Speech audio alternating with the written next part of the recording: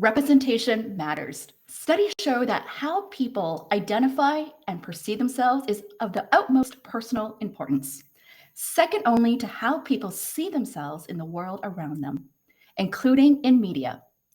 Studies also show that Asian and Pacific Islanders account for less than 6% of speaking roles and less than 4% of leads and co leads in Hollywood films. It's been great to see more Asian representation in films over the years, such as Crazy Rich Asians, Raya and the Last Dragon, Turning Red, and Shang-Chi and the Legend of the Ten Rings, which my 6-year-old son is obsessed about. Shout out to Simu Liu for his new book, We Were Dreamers. We were on his Instagram Live last night, and he was telling Simu how much he loves the movie. This is why I want to do my part in amplifying Asian voices in honor of Asian Heritage and AAPI Heritage Month in May. Hello and welcome to the Amplifying Asian Voices series of 2022 on the Dare to Differentiate live show. The purpose of the show is to empower you to own your voice, value, and visibility with confidence.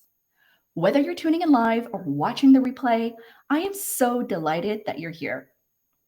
The Amplifying Asian Voices is a 2-day event with a series of 10 fireside chats with amazing guest speakers who will be sharing their cultural upbringing stories, career journey, and best advice. My intention is to lift up diverse voices, increase representation, and inspire you of what's possible. Comment to let me know if you tuned in part 1 of this series last week, comment a +1. And if you're just joining us today of the part 2 series, comment +2. Hey, Stephen, great to see you there. Welcome all. I'm your host, Diana YK Chan, LinkedIn top voice, founder of My Markability, where I help you stand out, get hired, and earn more. If we're not connected yet, make sure to follow me on social media, LinkedIn, on YouTube, and Instagram. All right, comment to also let me know, where are you tuning in from? What's another language you speak? Do you ever code switch, which means where you alternate between 2 or more languages? I have to share with you a funny story on code switching with my son just the other day. So I speak fluent Cantonese, and oftentimes I would code switch where I speak Chinglish, a bit of Cantonese and English with my family at home. And my son the other day was reading one of my posts, asking me, what does code switch mean? So I told him it's switching between English and Cantonese. And it was so fascinating. You know, we're just having a conversation here, and I just asked him, like, what's your favorite food? And he said cheese. And so then he asked me, Mommy, like, how do you say cheese in Cantonese? And I said, cheese in Cantonese is ji si. And then he's like, huh? Doesn't that mean poo-poo? Because in Cantonese, poo is pronounced as si. And so we just laughed out loud, and it just reminded me how these different intonations of words can mean different things for kids. So as an example, for those who actually speak, I know some of you laughing out loud here. It was just a hilarious conversation we had. The different intonations in Cantonese. So as an example, where we're talking about, the way you said mom in Cantonese is mama. And you could call your grandmother is mama, right? It sounds different. And then the word horse in Cantonese is ma. So we want to make sure we don't call his grandma a horse, right? We got to remind him those little things. And it was just so funny to remind him that. So that's just a little story there. And I also want to share with you a little bit of my Chinese name story. Apparently, some of you have been asking what the YK initial stands for in my name, Diana YK Chan. It's actually the initials of my Chinese name. And so I actually had another name growing up, but at the age of 12, my parents, because they're superstitious, they had a feng shui specialist to check out my name. And it was because growing up, I was sick a lot and I was at the hospital a lot. So they had someone check it and said it was bad luck. So then they changed my name here to get name as Chen Yun K. In Cantonese is Chen Yun K, which I checked with them the other day. It said the meaning is wise, wealthy, and well. And interestingly enough, after I changed that name legally when I was age 12, I went from bottom of the class to being the top of class that year, and things just turned around as well. So this is why I still carry the initials of my Chinese name in my name that you see today as well. That's a little bit of the story. So yeah, I see who's else. Michelle says she speaks Hebrew, and Steven says a fellow Cantonese speaker here. Awesome, that's great to hear that. Okay, so here's what to expect for today's agenda. There's going to be 5 fireside chats I'm going to have, 25 minutes each with each speaker on their cultural upbringing, career journey, best advice from their chosen topic. It's going to be about a 2.5-hour show that is being recorded. So if you can't join the entire thing, that's totally okay. Just remember where you left off, and you can go to my YouTube channel where we're going to be adding timestamps later on for easy viewing. And we're going to add a playlist as well.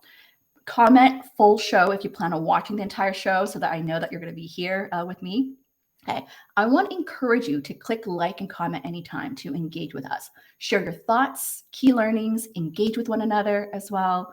I also want to raise the vibrational energy, show your appreciation, share your kind words to support the speakers. So for example, type in hashtag go Cynthia, who she's already backstage with us already. The next speaker, hashtag go Natasha, go Ali, go Almeera, and go Karen. These are 5 speakers for the day. And then I also want to give a special shout out to my virtual assistant, Jan Dale Carlo, who is in Philippines supporting me. It's almost like it's 11 p.m. his time already. So he's supporting me backstage with all the captions and engaging with you all in the chat room there. Okay. All right. So let me introduce you to our first guest speaker of the day, Cynthia Pong, and her topic's on going against the grain. Hey, Anthony, I see you as well. Great to see you here. Welcome, welcome.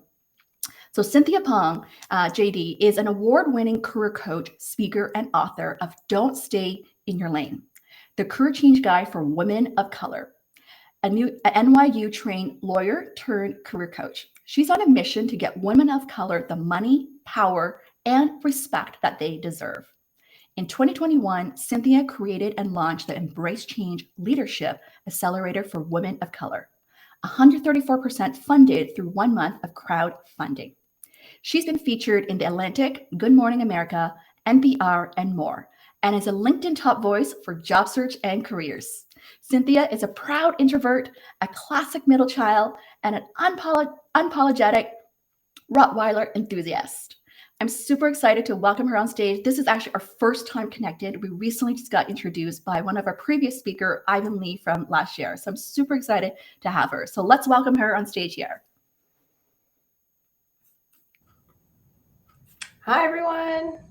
Hello. Thank you for the warm welcome. Great to see everybody. Great to have you. Yes, this is our first time connecting, Cynthia. I know, and yet it feels destined to be. But this is the power of networking, right? Which I'm sure you've talked about in other chats of Ivan connecting us. So I'm so pleased. Yeah. Yes, you know what? Also a fellow Cantonese speaker. There you go. I know your parents are from Hong Kong, and you know what, even though this is our first time connecting, but I just feel the warmth and the kindness through our email interaction already, and just your support and supporting this event. So thank you so much for being here. Yeah, absolutely. So I'm going to kick things off with the first question is tell us a bit about your cultural identity and upbringing. What's one cultural value that had an impact on you?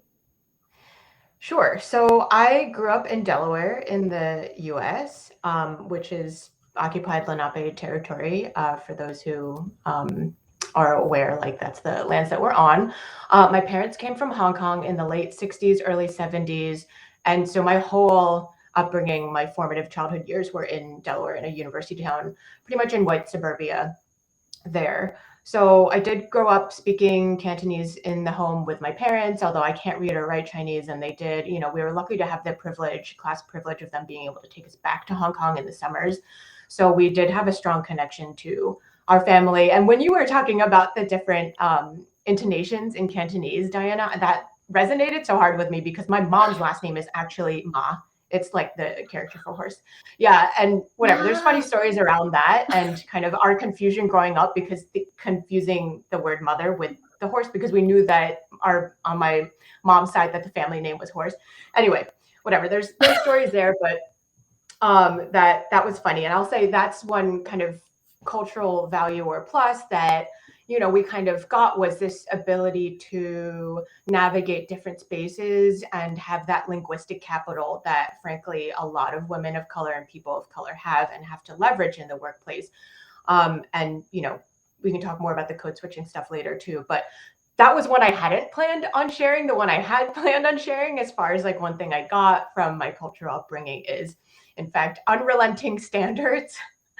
And that's both like a pro and a con. As you can see, I discovered through, therapy that I have this maladaptive scheme of like always wanting and feeling like I have to do more. Everything must be perfect. And this unrelenting feeling that it's never good enough. So that's something I also talk to my clients and a community of women of color and people of color about a lot, because it can be very overbearing. It can be paralyzing. It can really hold you back in your career. So.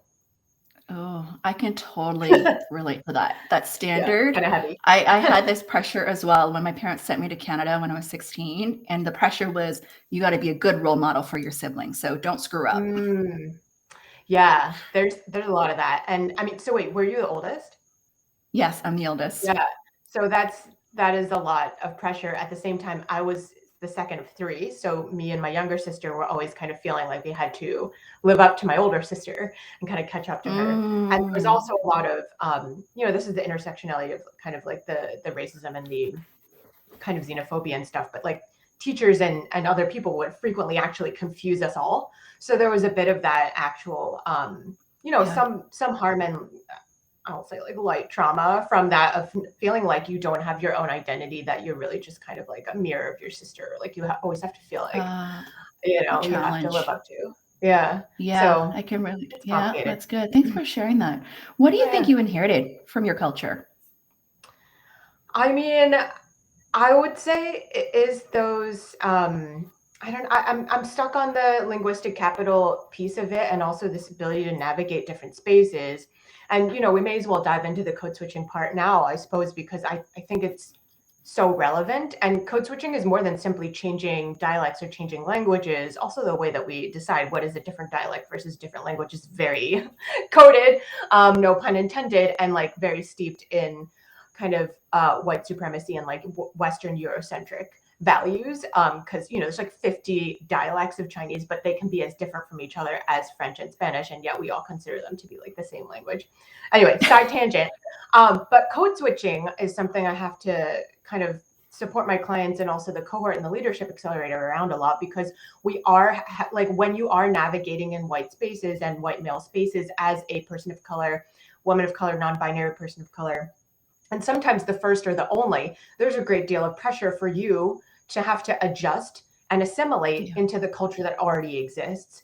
And that at many times goes against, we're talking about going against the grain. It goes against how you really, maybe your genuine, authentic, true self.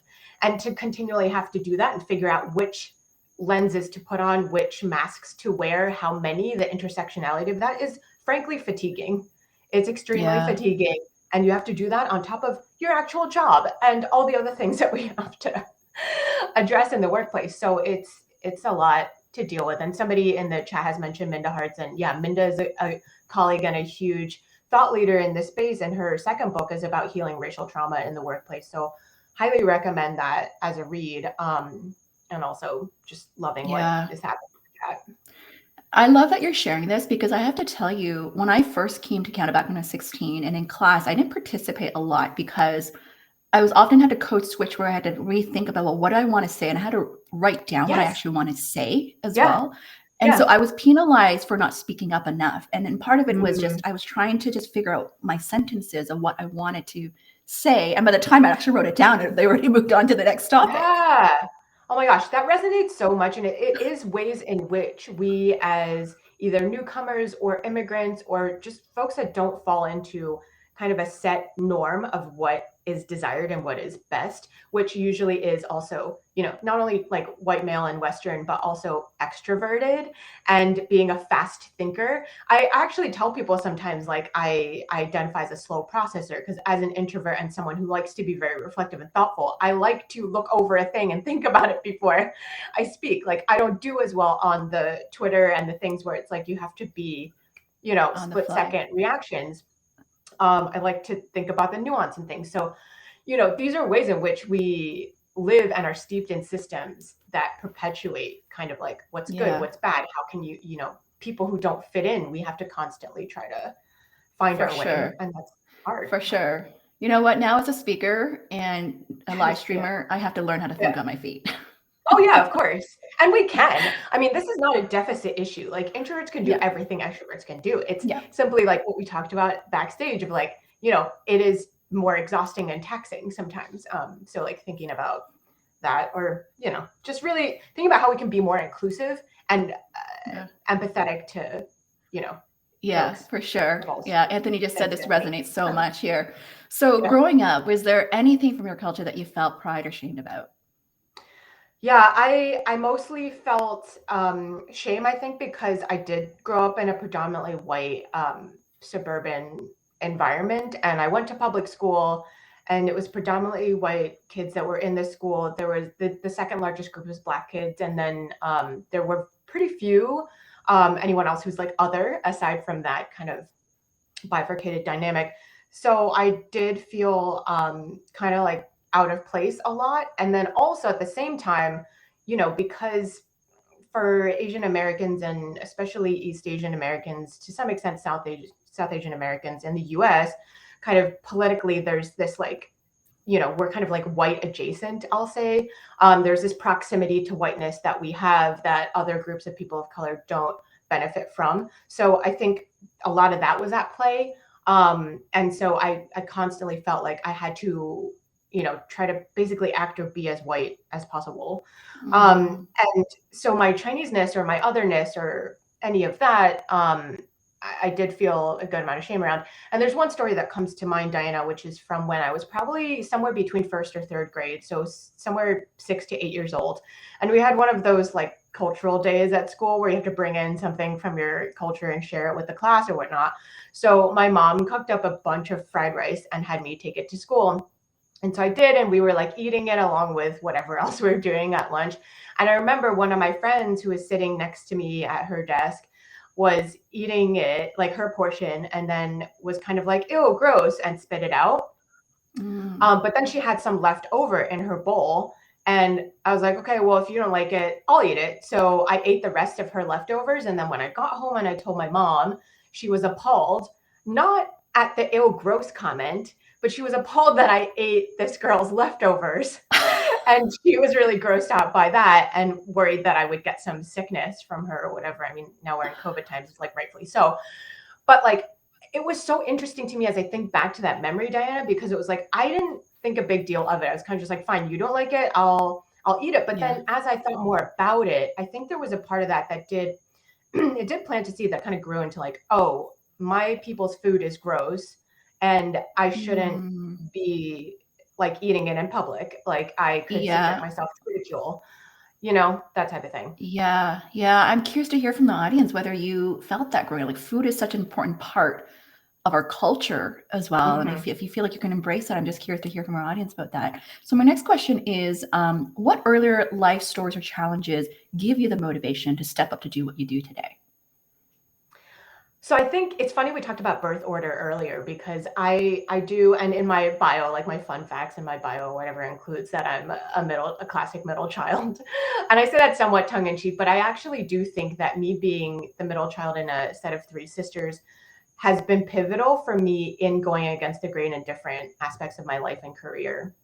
My first career was as a public defender, and that was my dream job. Is what I worked towards for years. It's the only reason I went to law school. And kind of, I feel like I suffered through the 3 years of law school was not my jam in order to get to this goal.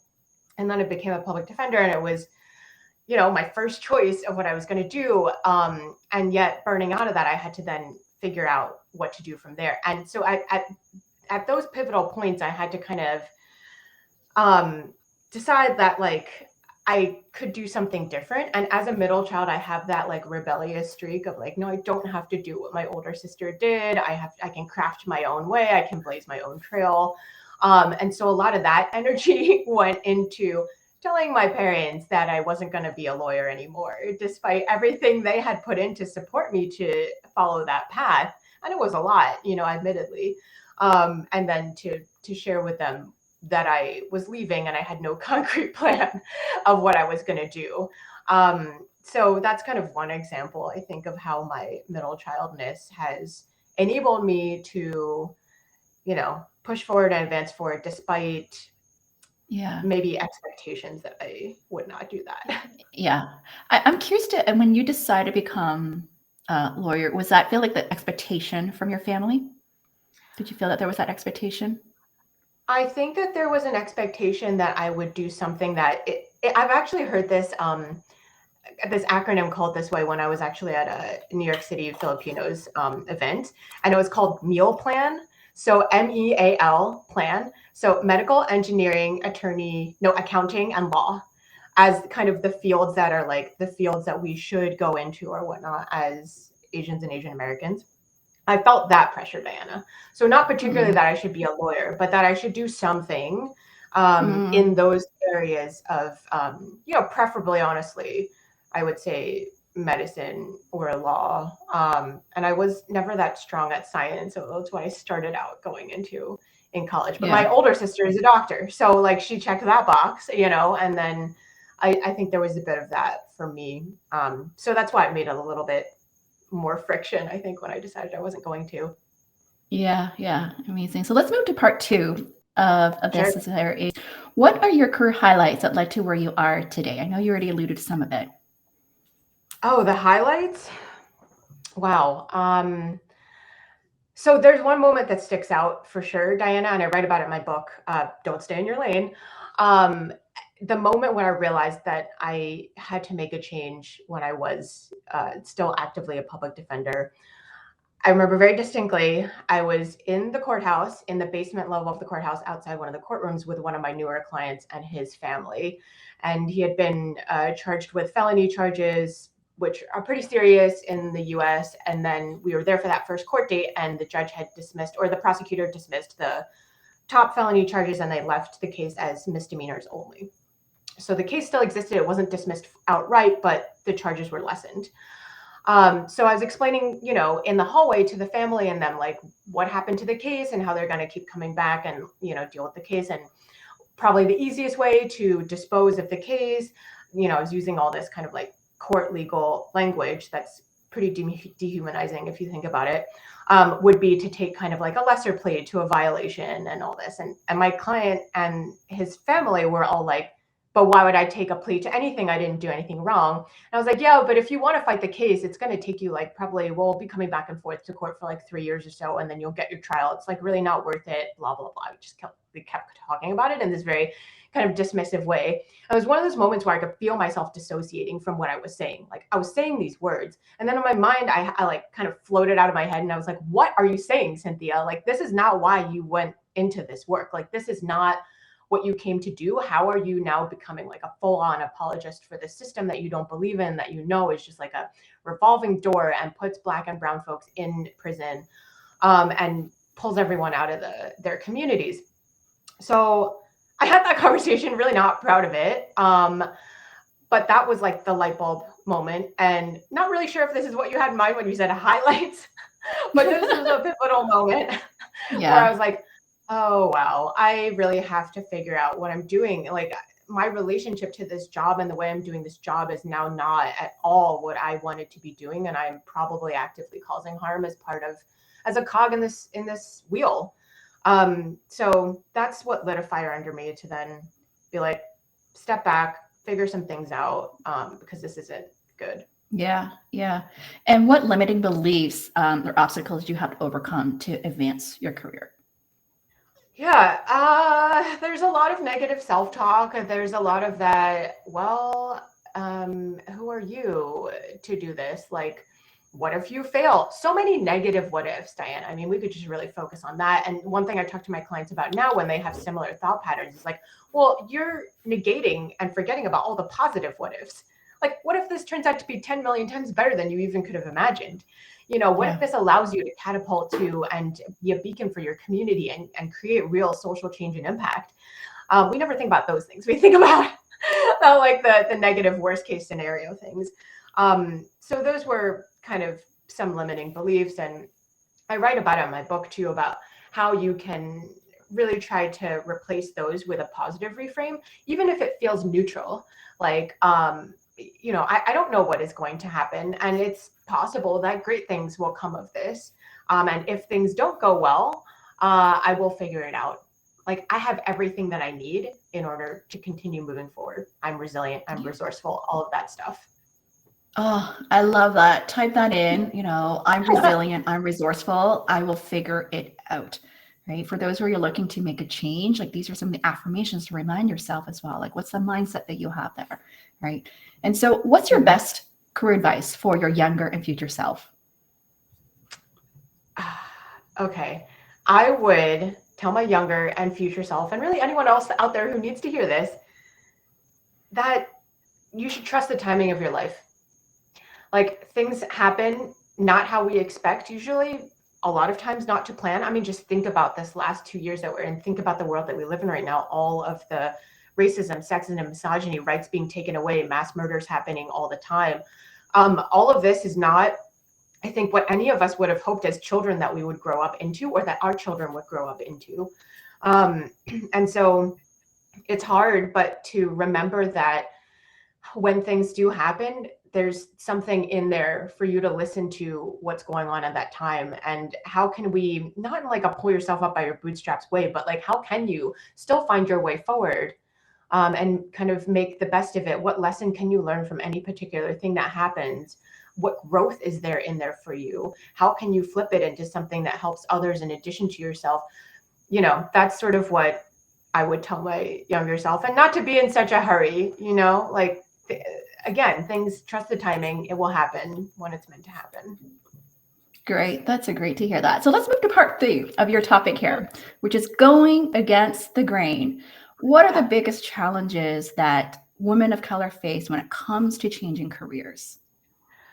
Right. So there are many. And also, I don't want to give the impression that it's insurmountable. It's definitely like, you're resourceful, you're resilient, you can do this too.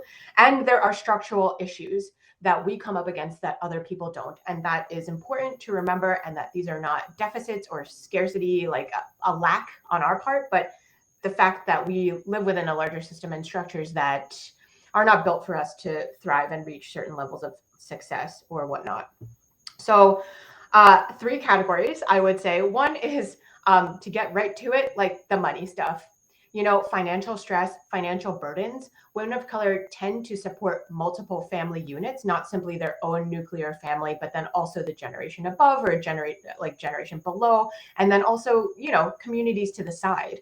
Like, I had a client I was working with yesterday who was just talking about how, her and her brother, like, supporting each other mutually, even though they are twins and they are peers.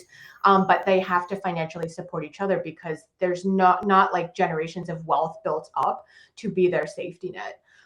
So that's one thing. If you have all these additional financial burdens and fear of, not being able to support the people that rely on you financially, that is going to be something that frankly can hold you back in changing careers.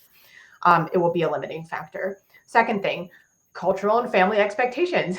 We've kind of already talked about this a little bit, when you were asking me too about, did my parents and family think that did they put pressure on me to go into law and things like that?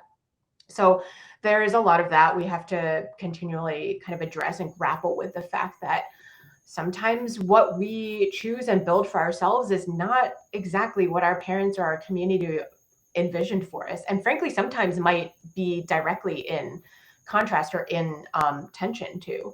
So there's grappling with that. And then the third thing is that it's frankly just less forgiving for us, Diana. I mean, I don't know if this is at all what you've encountered in your journey, but we face racism. We face racism plus sexism, misogyny, a lot of stereotypes around what we can or cannot do. At the beginning, you listed those stats, right? The big gaps around leadership and things. And the one I think about is for Asian Americans in the US, like women, we are only 0 to 2% of the C-suite executive level positions. So that's depending if we're talking Native Pacific Islander or East Asian, South Asian, Southeast Asian. But that's the biggest gap amongst all women of color. So, we have a lot of structural elements we have to grapple with and try to overcome. This is why you do what you do. This is why. It is. Right? It gives you that fire. So how to find the courage to go against the grain and pursue a fulfilling career? I think it's probably a bit different for everyone. At the same time, I would say for all of us, it's important to set aside that time to think about your particular why. And the way I talk to clients about it is I ask them, well, what is your life mission? What is within that your career mission? Within that, what's your job mission for your current or, your next role or something like that? And they all, to me, kind of are like nesting within each other, that they all should fall under the umbrella of your life mission. And so if you figure out what that is and what your why is, then that's what's going to allow you to go against the grain and continue to persevere when you get a lot of rejections, or there are people telling you can't do this, or there are financial obstacles for you to overcome.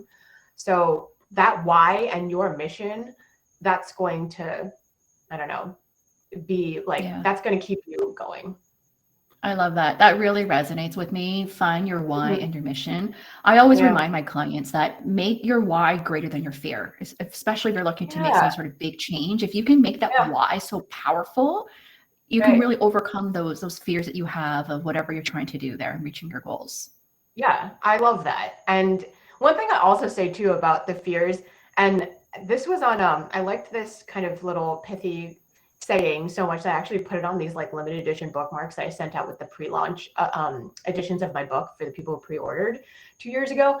But it said, it's like the antidote to fear is action.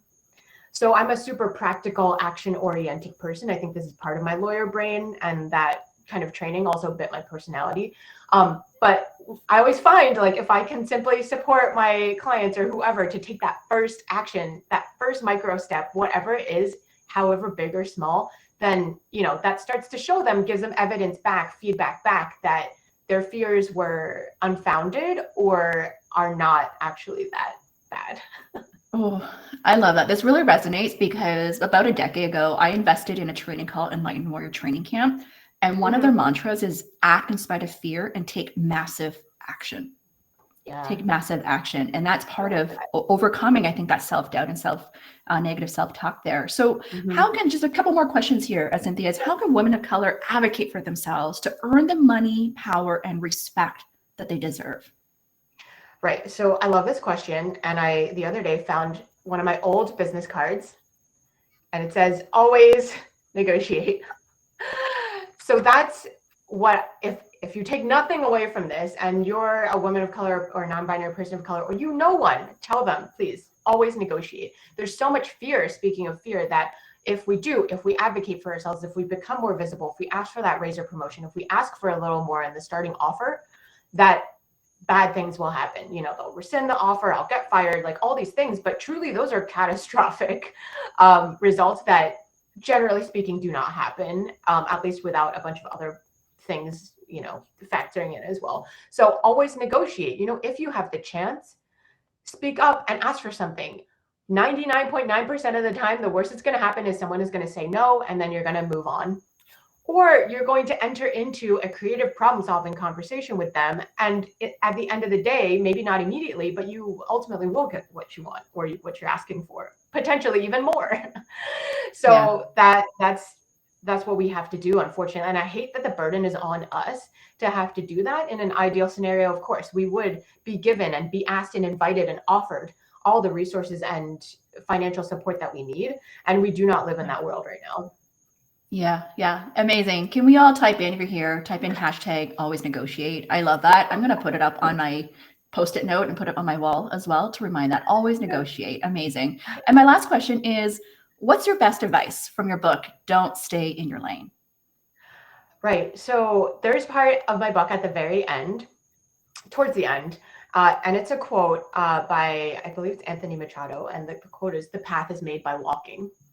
So this was something that my former therapist had told me, actually, when I was like, oh, but I don't know, is this a path for me? Is this, what about this other path? Like, I don't know, all this confusion, right? And she's like, the path is made by walking. You have to take that action. You have to take that next step. And that is the way. Like, there's nothing else. Like, we sometimes think that there's some preordained or predestined path and we have to find it. Like, we have to search in a haystack for a needle, but that's really not a helpful way to think about your career and the impact that you're going to make in your life with your mission.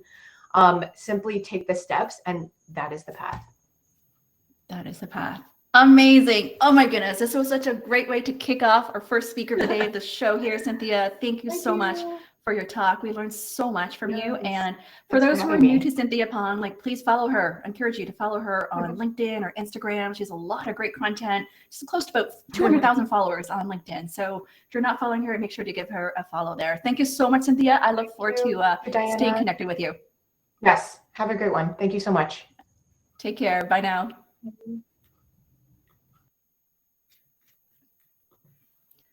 Oh, wasn't that amazing? If you were just tuning in, welcome to the Amplifying Asian Voices series. Today we have 5 fireside chats where I'm going to be talking to the speakers about their cultural upbringing, career journey, and best advice of their topic. So welcome, type in a hello if you just tuned in there. So now we're going to have our second guest speaker of the day, Natasha Hillier, and her topic is on sparking your inner fire.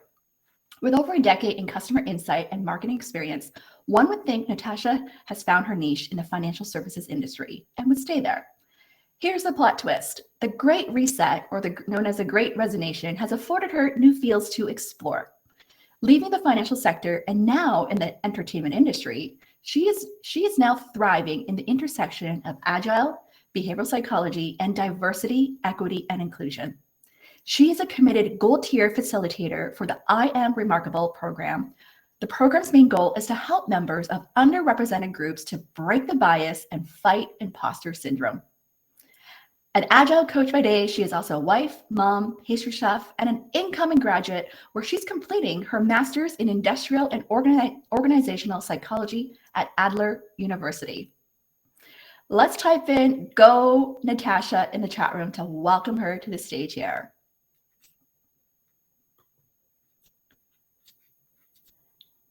All right. Oh, I think Natasha is just joining us. She's going to be joining us back in here. Oh, all right. There's been a little Wi-Fi. Okay, she's going to be coming back in. Okay, she's going to be coming back in soon. Let me just check in the chat room of who is here. Let's see here. Let's see who's here there. I actually recently just got connected to Natasha through someone else on LinkedIn that they introduced us, and apparently Natasha has been following my work for a couple of years and wanted to connect with me. So this was such a great moment that we can get to connect and learn more about her career journey and story there. Awesome. All right, she's back now. Let's welcome Natasha to the stage here.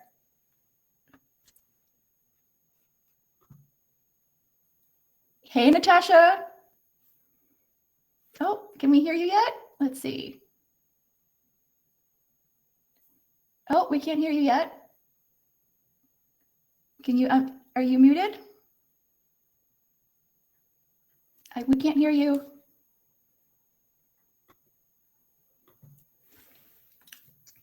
We can't hear you. Let me try again. Oh, good. Good. Can you see me now? We're good. Awesome. Yep, I can hear you now. Welcome, welcome, Awesome. welcome. Okay. How are you? Hi. I'm super So great excited to to have be here. you. I'm good. Good. How are you? Yes. I'm doing well, thank you. Awesome. Okay, so I'm going to start the first question here is tell us a bit about your cultural identity and upbringing. What's one cultural value that had an impact on you? Yes. So one cultural value impact on me was what my mom and my dad had always said, which is feed people. So in the culture, we don't say, "Hi, how are you?" The first thing we ask is, "Have you eaten?" So for me, it's not just food. When my father said, "Feed people," it's feed people with your time, with your caring, feed them with food. So that's a very important thing. When you think of a cultural value, it's like, have you eaten? Feed people. Have you eaten? I love that. Amazing. And what do you think you inherited from your culture? What I've inherited from my culture is a very deep sense of family. And family isn't just, biological family. It's also people that you've chosen to be part of your family. So it's that abiding faith that things will be all right as long as you have your family to back you up. Yeah, amazing. And growing up, was there anything that you felt pride or ashamed about? Oh, let's talk about shame, because shaming. The strong sense of shame dealt with the fact that I was not a typical Filipina. So there is this modesty bias that is very strong in our culture. And it was women are supposed to be subservient, obedient, and compliant. And if you do not do that, then you are unseemly as a woman or as a representative of your family. Nice, nice. And what would you say is the most commonly misheld misconception or stereotype about your cultural identity? Thank you. Most commonly held misconception is that Filipinos are subservient. So along with whatever what the man will say, relationship, you know. Yeah, yeah. And what earlier life stories or challenges give you the motivation to step up to do what you do today?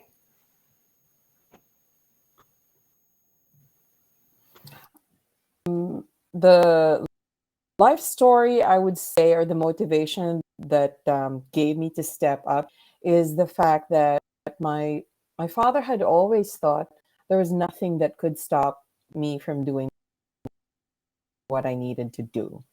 So the firstborn son, I was the firstborn, but the expectation was still there. It's like you need to step up regardless. So yes. Yeah, yeah. Oh, that's good. So let's move on to part two of your career journey there to share a little bit about your story. What would you say are your key career highlights that led you to where you are today? Well, I wish one career highlight was actually to meet you earlier in my career, but that didn't happen. So let's talk about my key highlights. It would have been great, Diana. Who knows where I would have been? But in any case, key career highlights is discovering what I wasn't good at early on, because I took hotel and restaurant management, and then I realized I didn't like being in the kitchen. I didn't like working in a hotel. So, good idea. So I went to advertising agency. That was great. I hit the glass ceiling early on. Then I moved. So I went from Manila, I went to the Hong Kong. Then from Hong Kong, I went to Canada. The key career highlight in Canada was like I started at the very again. And then from there, I started getting the doors slammed in my face. So the key career highlight had always been, no, you're not this. No, you're not this. No, you're not this. So yeah. Yeah. Yeah. So tell us, what about a career defining decision that changed the path of your career? A career defining decision that changed the path of my career. I love it. It was when my manager told me that, you know what, you're not a brand manager, although I've been doing the job for like 6-10 years, right? So the minute he said, no, I'm not going to give you a raise. No, you're not a brand advertising manager. Other job in a credit union. And basically they made me their national brand advertising manager. So it's like, so long, see you. So the decision from that point on was that when somebody tells you no, and you know that they're wrong, then do something about it now. So you go from no to now. Okay. That was the career defining decision for me. Yes. Oh, I love that. Can we type in that hashtag? Go from no to now, right? Whenever you get a no or rejection, you do something about it, which to me ties into your topic, right? Of sparking this inner fire, right? When you get this no or rejection, what are you going to do about it, right? Yeah.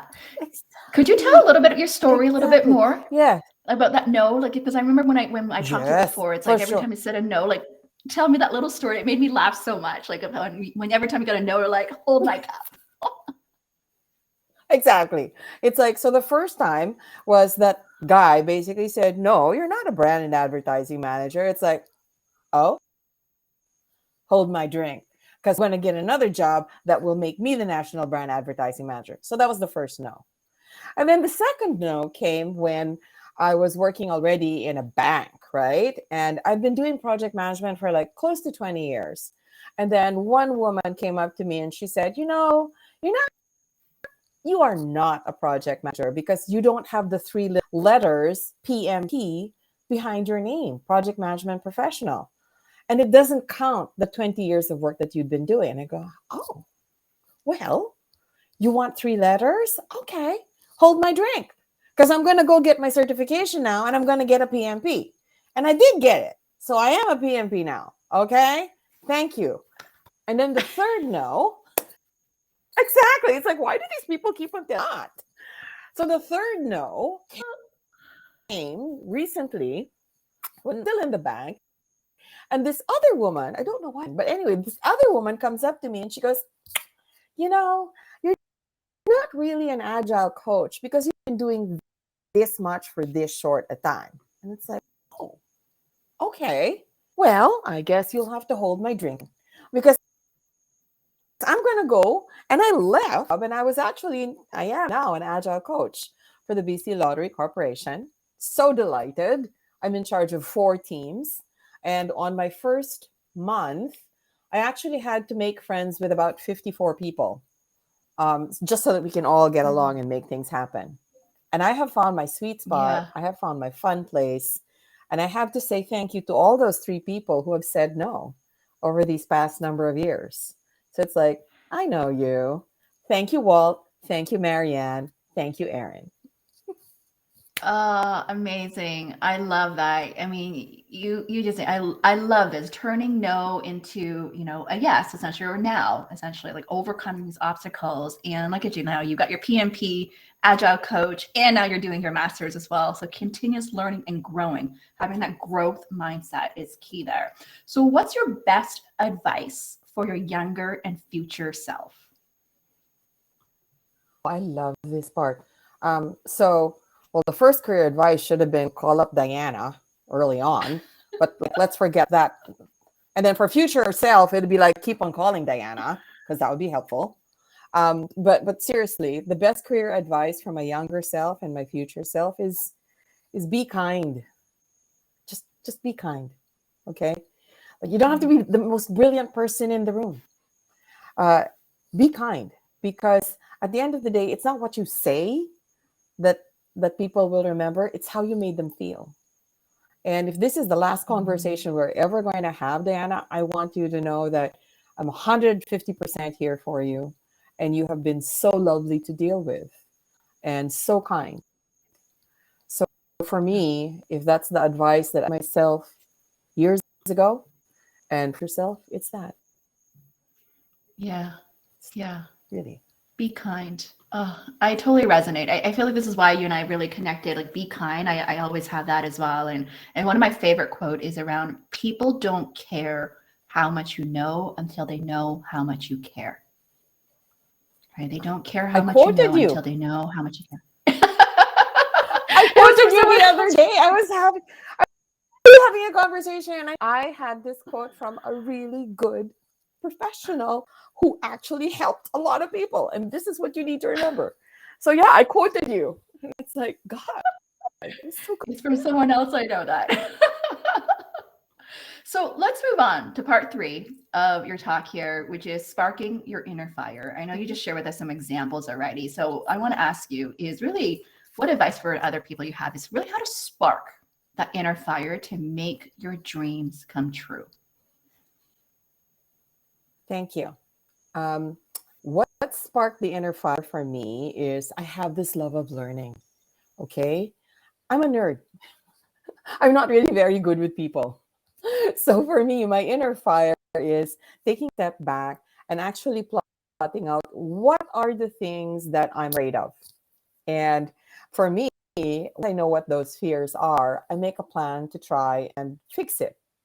So for me, the biggest problem before was maths. Okay. Hated math, hated statistics.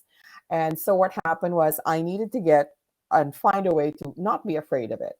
And from a career perspective, I actually embraced research. And that's where I actually fell in love with data, fell in love with data visualization, analytics. And so for me, that sparked my inner fire. Identify what I'm afraid of and make a plan to fit on. So now my thing is, you can definitely identify whatever is important out there that you're afraid of and headbutt it as much as possible. Yeah, I love that. Identify what you're afraid of and go head on. I love that. I love that. I'm curious to hear from the audience. What are maybe some of your fears that you have when it comes to advancing your career? And what are some actions that you plan on taking? Right? What are some of the actions that you plan on taking there? Amazing. So my next question is how to deal with rejections or people who doubt you. I know you share a little bit about what practical advice you have for others on dealing with rejections. I love how to deal with rejection and those people who doubt you. So for me, I think it's quite clear. Is a no. I turn it from no to now. Okay. It's like thing two, which is really important, is prioritize who you listen to. It's like if this was your therapist telling you to do something, I would probably pay attention to that. But if it's a hater or a troll or someone know you very well, ignore them. They're not important. What's important are the people that you surround yourself with. Okay. So yes. Yeah, I love that. I love that. I just want to give you a shout out here. I know Tiffany in our audience on LinkedIn, I can't load it right now, but she says, loving your points, Natasha. Kindness goes such a long way. Yes. And I think Anthony just said the quote was from Henry Ford, the quote that we had. Yes. Awesome. Amazing. Amazing. So my other question is how to stretch out of your comfort zone and learn new things. Oh, I love this. Okay. So comfort zone and learn new things. Get a mentor. Okay. Get somebody younger who will actually tell you things you probably don't want to hear or don't know about, So like, for example, for me, when it came to data analytics, I actually had to be mentored by somebody younger in my team. And he actually took me through all of the things that I had questions about. The other thing too about a reverse mentor is that they keep you young, because from a psychological perspective and from a social media perspective, all of the new and important and radical things that are happening right now, they're the ones who have the pulse. And people who might be losing the pulse any day now, I kind of need their help. So get a reverse mentor. That's what I would say.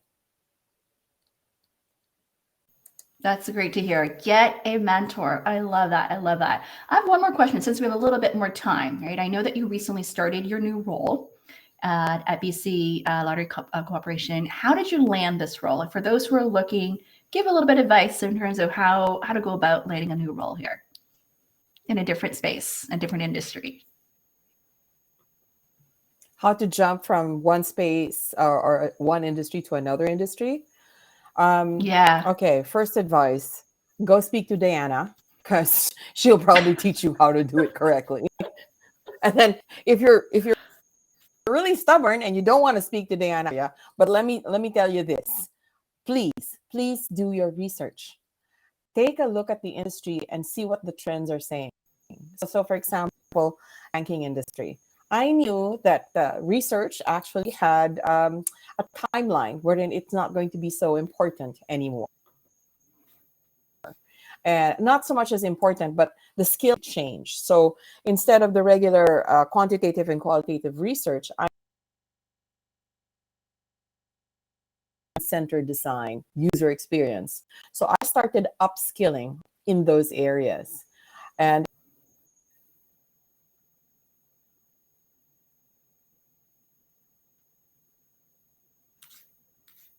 Is there a little lag time here?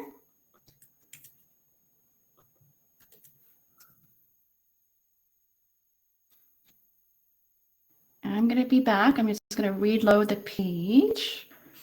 Is there a little lag time? I can't hear Natasha anymore.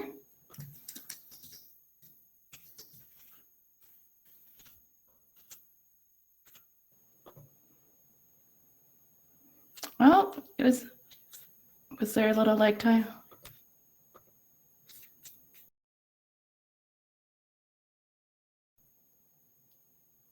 All right. Okay. I think Natasha got disconnected. There was a little bit of lag time that was happening. I had to I'm just refresh the page as well. There was just some issues with our chat room going on here. I still see you guys on LinkedIn there. So I think we're going to wrap up with Natasha due to some internet connections there, some of the lag time, but I still see the audience here. You all still here? Yeah. Okay. If you are here, just type in like here or +1 in the chat room there. So we're going to be moving on to our next speaker there with Mohammed Ali Faruqi. Okay. All right. Let me just double check making everything is going that I see. All right. Danielle said, excellent series. Thank you for making it happen. Amazing. Unfortunately, I don't know why LinkedIn's chats are not coming in again today. That's so unfortunate because majority of the audience are all on LinkedIn there. Anyhow, that is okay. If you're here, welcome to the Amplifying Asian Voices series, part 2, where we have 5 fireside chats today. And today we're going to now move on to our third speaker of the day, which is Mohammed Ali Faruqi, who's the Global Digital Marketing Director at Viatris. So let me do a quick introduction there. So Mohammed Ali is a seasoned marketing director with 2 decades of leading marketing and digital marketing teams across industries, a passionate leader who truly loves innovating and leading high-performing teams to transform marketing. He started his career at Procter & Gamble, where he spent over a decade building brands and transforming communication. He currently works at worked as the Global Digital Marketing and Customer Engagement Director at Viatris, formerly Pfizer. Okay, so his topic today is around leading with empathy. So let's welcome Ali to the stage here. Hi, Diana. How are you? Nice to be here. Nice to be here. So great to have you. Thank you for being early today. No problem. I enjoyed the conversation. I was listening in. Awesome. That's great to hear that. So I'm going to start with the first question here. Tell us a little bit about your cultural identity and upbringing.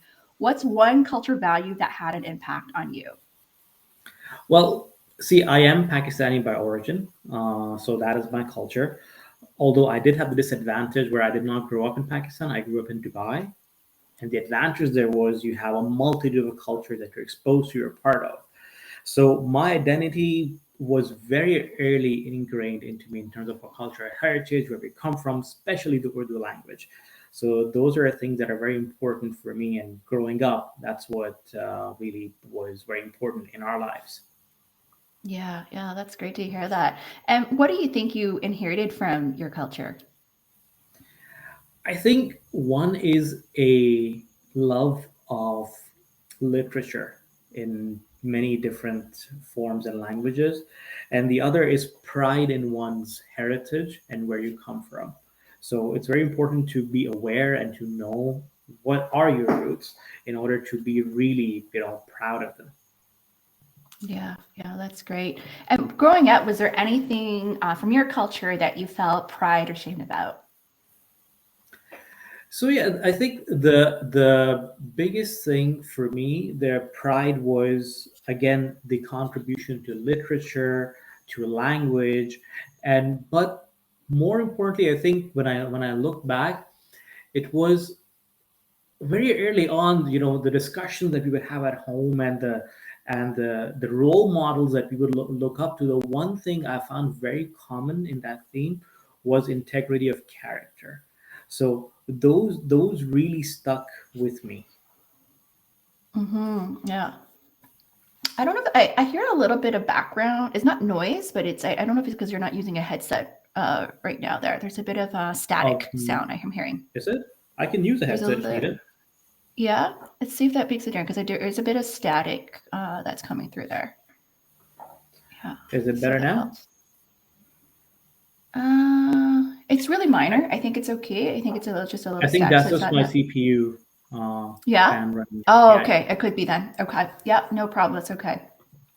What would you say is the most commonly held misconception or stereotype about your cultural identity?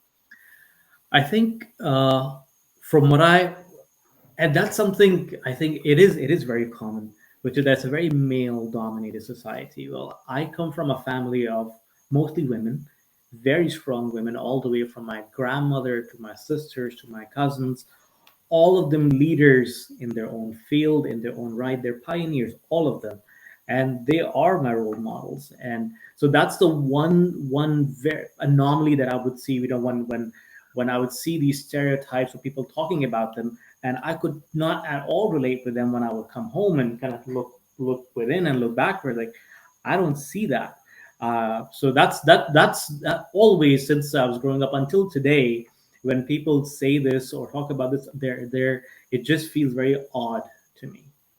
Yeah, yeah. And so, what earlier life stories or challenges give you the motivation to do what you do today? Uh, so many different things. I think there are many events in your life. They shape you where you are today, and they continuously shape you. So one of the early on things, it's a funny story. Uh, I we talked about what I do today, but what a lot of people don't know is that my background is in organic chemistry. Most people don't know this unless they know me really well. And so I'm a scientist by training. I don't. I think I hide it pretty well. Not that I'm not proud of it, but people have a very different image of you with thick glasses and busy in my books. That is me though. So and that I still remember to this day. I was very young and I would watch a docu-series on TV about the Renaissance with my dad. And my dad is an avid lover of philosophy. And we would debate about this at length even after the docu-series would get over, after every episode, and how it was a quest for knowledge. So, and I'm talking, this is like sixth, seventh grade. Since then on, I had this thirst. Oh, how can I get knowledge? Of course, you're too young at that age to really understand what knowledge is. And I would look for knowledge in different avenues. So I started with physics. I found some answers on everything. But then in chemistry, again, this is just my opinion. I found this to be something that you could explain everything with, all the way from human emotion to universal, chain reactions. It is all based in chemistry. For me, that was a crucible of all knowledge. So that is what led me to pursue my education in organic chemistry. And then later on, how that transitioned to marketing again is a pursuit of knowledge and creativity. But that's where it all started. I love this. What's resonating with me, we can just type in like pursuit of knowledge, like really having that growth mindset, the curious mindset to really just learn. And I could feel this passion in you as you're talking about it. I feel this passion in you as you're talking about it. I love that. What are your key career highlights that led you to where you are today? Well, a couple of things. If I would distill them, I think there'd be three big ones. One is making a decision to stop pursuing a PhD and start working as a marketer at P&G. And the reason for that was that I found a commonality because I do love creativity, and marketing gave me that avenue to create. And that is why I stayed. That's what resonated. That's why I started, and that's why I stayed, and that's why I stay today. And then the that was the first one, and then the second one was to actually take the leap from P&G, which is very CPG, very process oriented, into a completely different industry, which is pharmaceuticals. When I moved into Pfizer, I was an absolute newbie. Well, in a way, you could say I was destined for it because of my organic chemistry background. But again, I joined marketing. So those were the two big things. And the third thing in between was when I pivoted from focusing on hardcore brand building into digital marketing. And that again was purely one for a quest of knowledge, and second to because I thought, you know what, we could do things better, we could do things differently. And I wanted to make that change. And those are the three big decisions I would say that have shaped where I am today. Oh, I love that. And what impact has it made when you think about some of these? Like, what are some of the impact it has made in your career? Uh, Impact is the speed of growth, Yeah. and then self growth as well. I talk about the pursuit of knowledge. When you transition or go from something that you're familiar with and comfortable with and dare to go outside that circle, then the first thing is this absolute knowledge that you need to absorb, and you kind of need to become the expert very, very quickly. So I think that's the impact. It has enabled me to really absorb things very quickly, to really settle down and be comfortable with change, to embrace it, and sometimes actually even enjoy change. And this is from a person who's not always a fan of change. I am a creature of habit, but then in these cases, I really do enjoy that entropy. Yeah, I love that. Enjoy change or embracing change. And I think in today's climate, it's so important to really embrace that change as well with all the things that are happening. That's great to hear.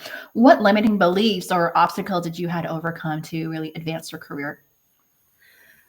That's interesting because so, and again, this is wow, this is what 2 decades, maybe even 3 decades ago. Uh, and one of the beliefs in the community was, and maybe to some extent still is, that there is a glass ceiling, a very low glass ceiling for people of Asian descent, such as me, especially in a place like the Middle East, where I started from. And this was rampant in the society, in the community, in even within my own family. So that's something I had to overcome. But looking back, and I was actually reflecting on this, it wasn't more overcoming. It was, I just chose not to even pay any heed to it. Because the moment I pay heed to it, I acknowledge its existence. When I acknowledge the existence of it, I will actually, materialize it. So my goal going in was, I had certain goals and certain ambitions and dreams. Focus was there. Everything else just did not exist.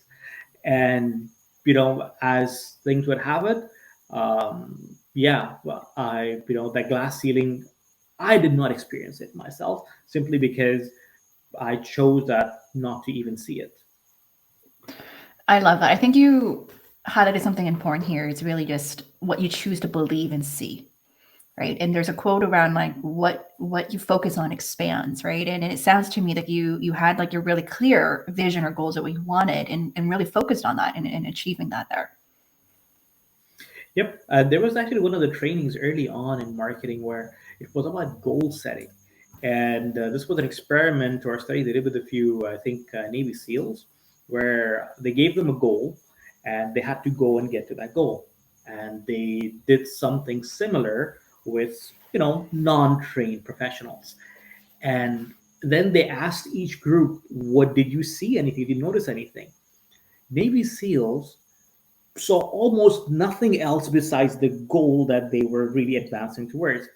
Everybody else saw all the things around because they were looking around. But this group or the other group was focused purely on that goal, that nothing else seemed to really exist for them. Yeah, I love that. That's great to hear that.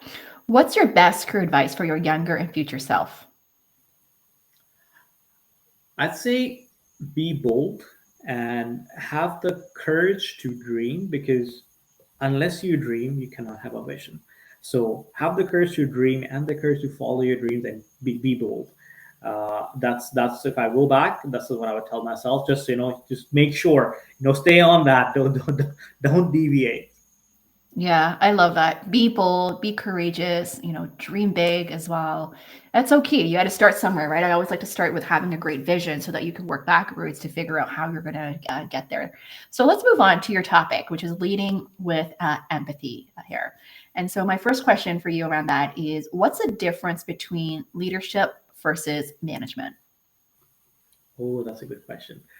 So with management, or management gets the job done effectively, although some could argue that too, or efficiently, some could argue there. But leadership inspires greatness.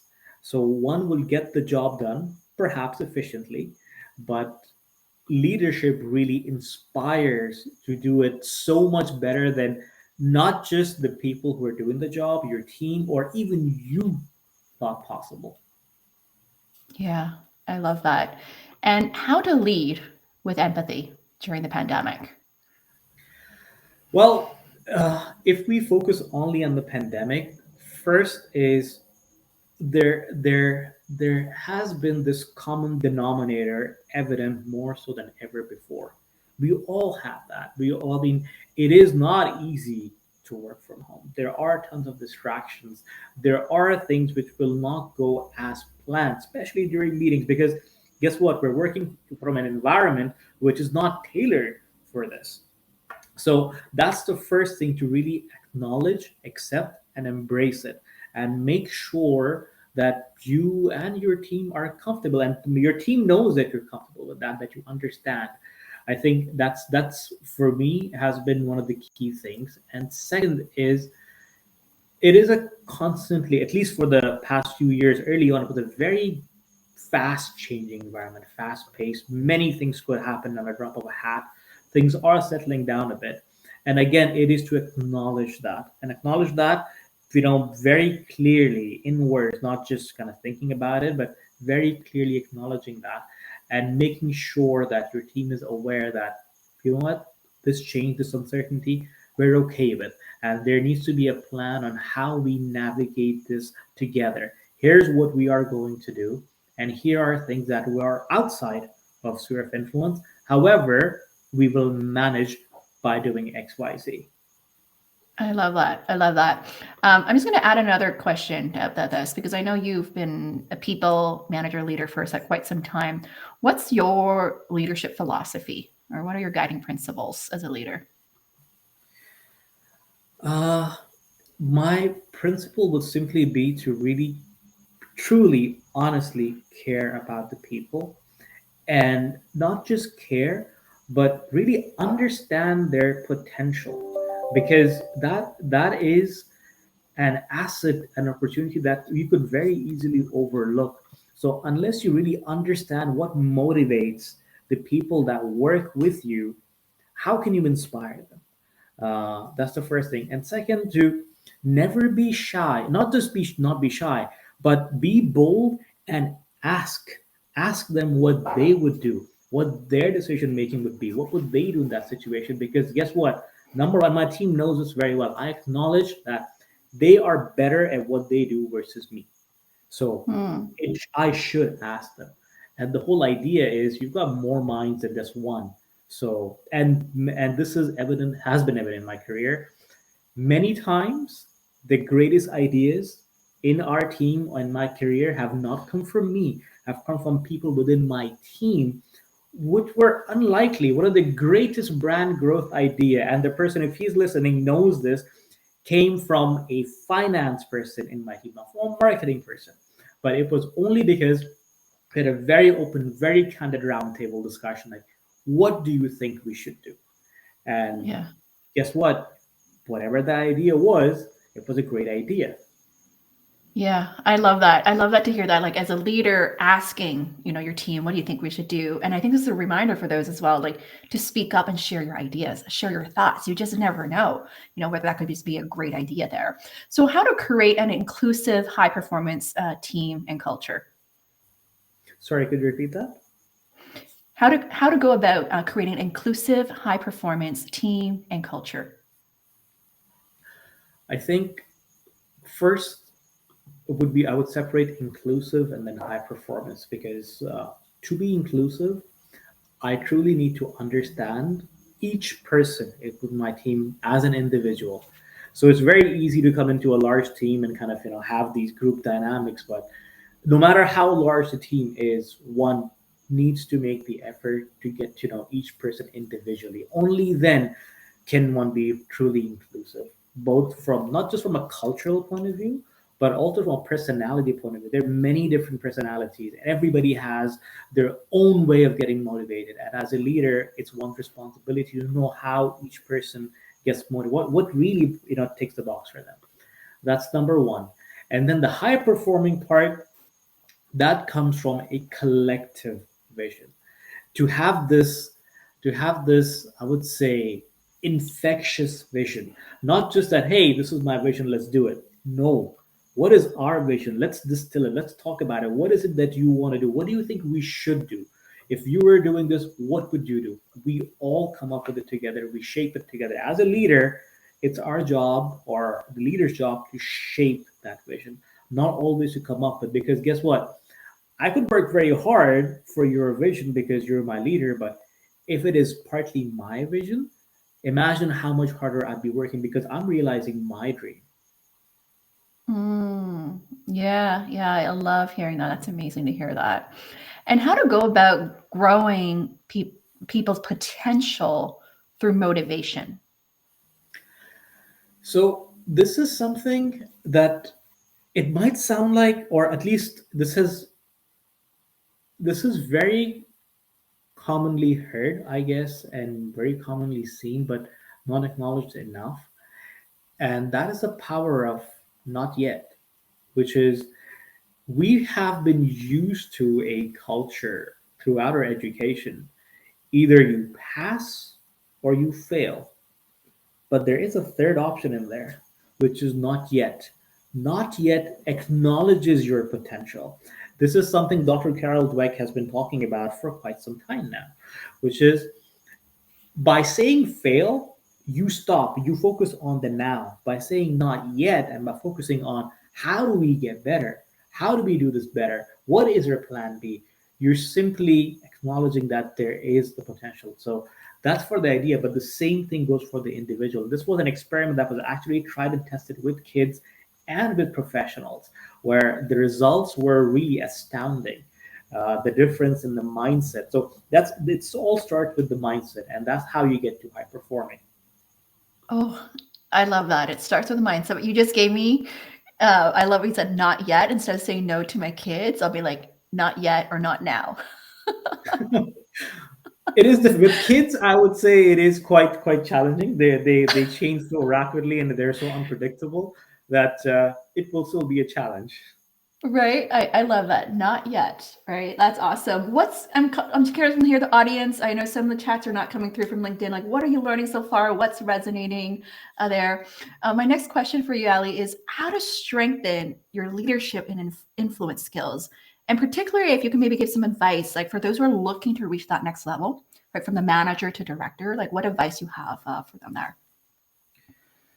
I think, of course, you learn a lot from your day-to-day experience, but also, especially when it comes to people management, it is always a very, very good idea. In fact, it's essential to really continue to learn, especially study human behavior.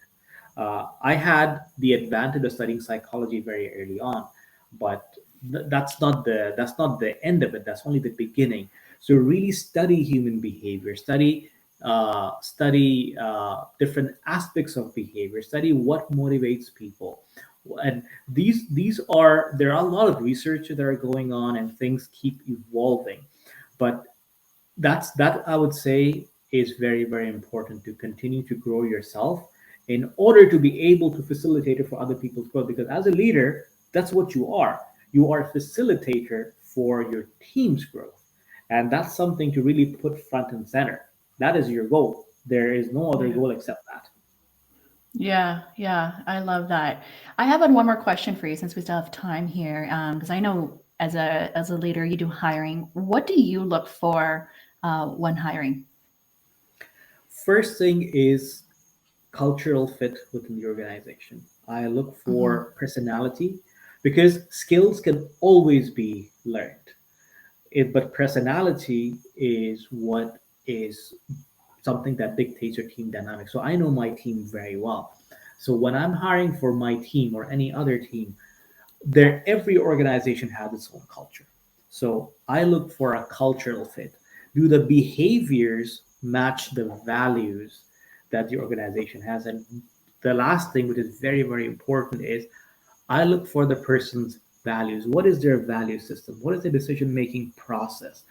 So those are things that tell me a lot about their potential, tell me a lot about their fit within the team, and tell me a lot about how would they perform under pressure. Because yes, there are times where things you're really, there's crunch time. But how do you respond to that crunch time? Do you focus on doing the right thing, or do you want to take shortcuts? So those are things that I would look for in an individual, because, and I'll be very frank, when I started my career in marketing, I had zero marketing background. The hiring process was simply based on personality, behavior fit, and your potential. And that's what I have learned throughout as well, that this is what really matters. Of course, there are specialized roles which require very special set of skills. Like, for example, somebody like me, no matter how great one might think, or I might think I am, I cannot be an engineer tomorrow. There's going to be a path. There's certain skills that I need to have, certain licenses I need to have. But besides that, I think there's sometimes, and I've written about this, so sometimes there's so much emphasis that we put on, having the right experience. And what is experience? But in a constantly evolving world, things have changed so fast, and there's so much experience that can be gotten within a period of months, that this is what I would look for when I would hire somebody in my team. That's amazing to hear that. That's amazing. So to add on to this, right, if you think about, because you have a team, what advice for you have for those who want to ask for a promotion? Like, how to best go about talking to their manager and discussing new opportunities or promotion? So first thing is, you have to have the results to get to the place where you're asking. So you have to be realistic. You have to reflect on your performance and make sure that you have that credibility there to go and ask for it. Second is, I would simply ask, and this has happened before, is what does it take for me to get from here to there? What are the clear deliverables that I need? If I don't have them today, what is it? What is the criteria? And be very clear on that criteria. And once you know the criteria, reflect. Have you met those? Have you met the criteria? Have you met those goals? If yes, then it's not a matter of asking. It's a matter of saying, this is the criteria. This is where I am. So when do I get this? Such great advice. Thank you so much, Ali. This was so good. And thank you for answering some of my questions on the spot that I gave you as well. No problem. I enjoyed this. Thank you so much. Thank you so much for being here today, and I'll be in touch with you later on. All right. Thank you. Bye, everyone. Take care. Take care. Oh, wasn't that amazing? Comment and let me know, what was your biggest takeaway from Ali's talk here around leadership and hiring? It just really resonated with me, some of the advice that he's given. So type it in if you're here, and share that with me as well.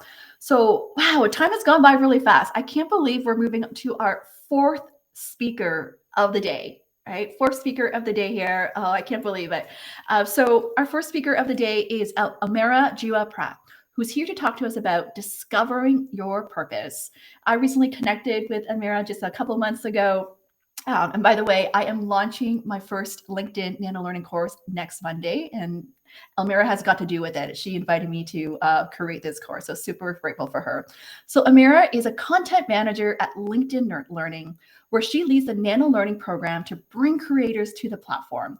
Almeera holds degrees in theater, journalism, and public relations. As a PR professional, Almeera consults clients on crisis communication, speaker and media training, and executive positioning.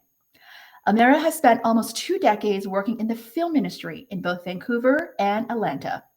As an award-winning and professionally trained actress and producer, she has worked on productions such as Psych, The Walking Dead, and most recently, a feature film, Shaft, with Samuel L. Jackson. How cool is that?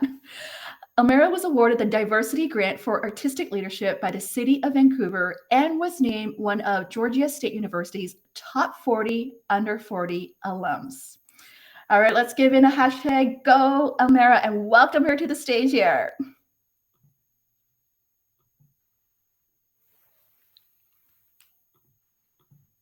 Oh. You got it. I got it. You know what? Because I was pressing it and my assistant was pressing at the same time. That's okay. How are Welcome. you? I'm doing great. Thank you so much for being here today. Thank you for inviting me, and thank you for putting on this event. I was writing my post this morning to talk about it, and I was just so inspired and just so happy that you're doing this to amplify voices. I just really appreciate it. Oh, thank you for that. That really means a lot. Yeah, I've been learning so much. It's so much work, but when I reflect on it, it's really worth it to do this, to amplify ancient voices here. So we're going to kick things off. My first question is, tell us a bit about your cultural identity and upbringing. What's one cultural value that had an impact on you? I think when I think about my upbringing, I grew up, well, just like a little bit of backstory. So my mom was raised, both my parents on were raised in East Africa. And so my mom was Hindu, my dad was Muslim. They weren't allowed to be together. They were first loves. They met in high school. And they were separated in the 70s during the time of Idi Amin, and they lost touch for like 6 years and then got back in touch just through their cousins. And it was like they picked up where they had left off. And then my dad passed away. My mom converted to Islam. But my great grandparents moved to East Africa from India. So I have 3 generations that spent most of their time in East Africa, and then London and Canada and multiple religions. And so growing up was really confusing. It was confusing because I think I felt like I didn't have one predominant community. But over time, I realized that there is so much value in learning so much about all these different backgrounds and cultures and religions. And my mom was so wonderful at, she's just a very spiritual person. Like I wouldn't even call her religious, even though she does practice, but she's so spiritual, and really encouraged me to learn about different cultures. She was very much into Buddha, and she, signed me up for a Christian girls camp. And so I was just really fortunate to be, exposed to these different cultures and backgrounds, and I really feel like it is what has made me who I am, and how I see the world. So I think that's sort of my long-winded way of saying that was my cultural experience. I love that. That's so beautiful to hear that. And what do you think that you inherited from your culture? I think this really kind of neat balance of being traditional and being community minded and being, there's a lot of things that I'm sure are similar in your background, because you posted about it, but it's like this idea of respecting your elders, or respecting, just other people in general. I think that was sort of an evolution of, you respect your elders, but now it's sort of, you respect everybody, and you kind of dig deeper as to why. So when I was younger, it was always about, okay, they're older, so you just respect them. And now it's less about, it's not just, oh, they're older, so you respect them, but it's that, oh, here are all the reasons. Here are the things about them. Here are the, the things that they've lived through, the experiences and the wisdom that they're sharing, and all of these things. And I think all of us have these experiences that we learn from, and we have so much to offer.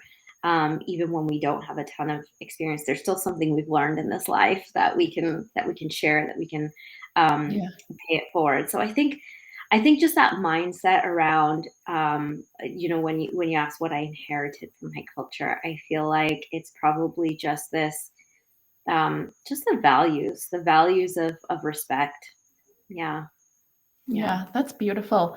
I have to say, I feel this depth in you. I don't know what it is, but my intuition is telling me, I just feel the depth in you of everything that you're sharing. There's a lot of depth, and I feel that. So just want to acknowledge that there.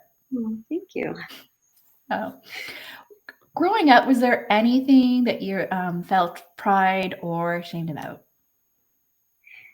It's so funny because you just mentioned depth. And I don't think this is necessarily, maybe it does relate to my culture and my, just growing up, but I grew up in a very white, small town. And because I didn't really everything I've said already about feeling like I didn't have this one place, and having this very spiritual mom who's very connected to herself and her thoughts and her feelings, I feel like I did a lot of self-reflection from a very young age. I remember, having conversations with my mom about just the most, deep things about connecting with yourself and being self-aware, and being aware of others, and empathy and compassion. And it wasn't that I felt shame about um, my culture or my background, but I think that the pride that I feel in being so self-aware from a young age, but then also this shame of like not recognizing it and maybe doubting it in my teenage and like early 20s when I was in college, and I was in theater school and we were doing a lot of this work, and I think I just doubted my self-worth, even though I was so proud of this fact that I was so self-aware and had these deep thoughts. I was also at the same time ashamed of like I should be further along, or I should be something else, and just not recognizing that that's my strength, that's my superpower. And you said, it's so crazy that you said I have this depth, because that's just so validating to this overarching feeling of I'm not enough. Whether it was, my voice was a big thing when I was in theater school, and maybe that's why I'm a speaker coach like, and an actor, because when I was in school, we spent, an hour and 45 minutes every day for 3 years in theater school, working on voice and breath and really tapping in. And I kind of talk like this all the time. Like my voice was really high pitched, and it was because I was really insecure and I was holding my breath, and my breath was really shallow, so my pitch was higher, and I really just wasn't settled and confident in myself. And so when I learned to just be settled and confident in myself, I started to overcome those feelings of shame, and really looking at those things that I was ashamed of as my superpowers.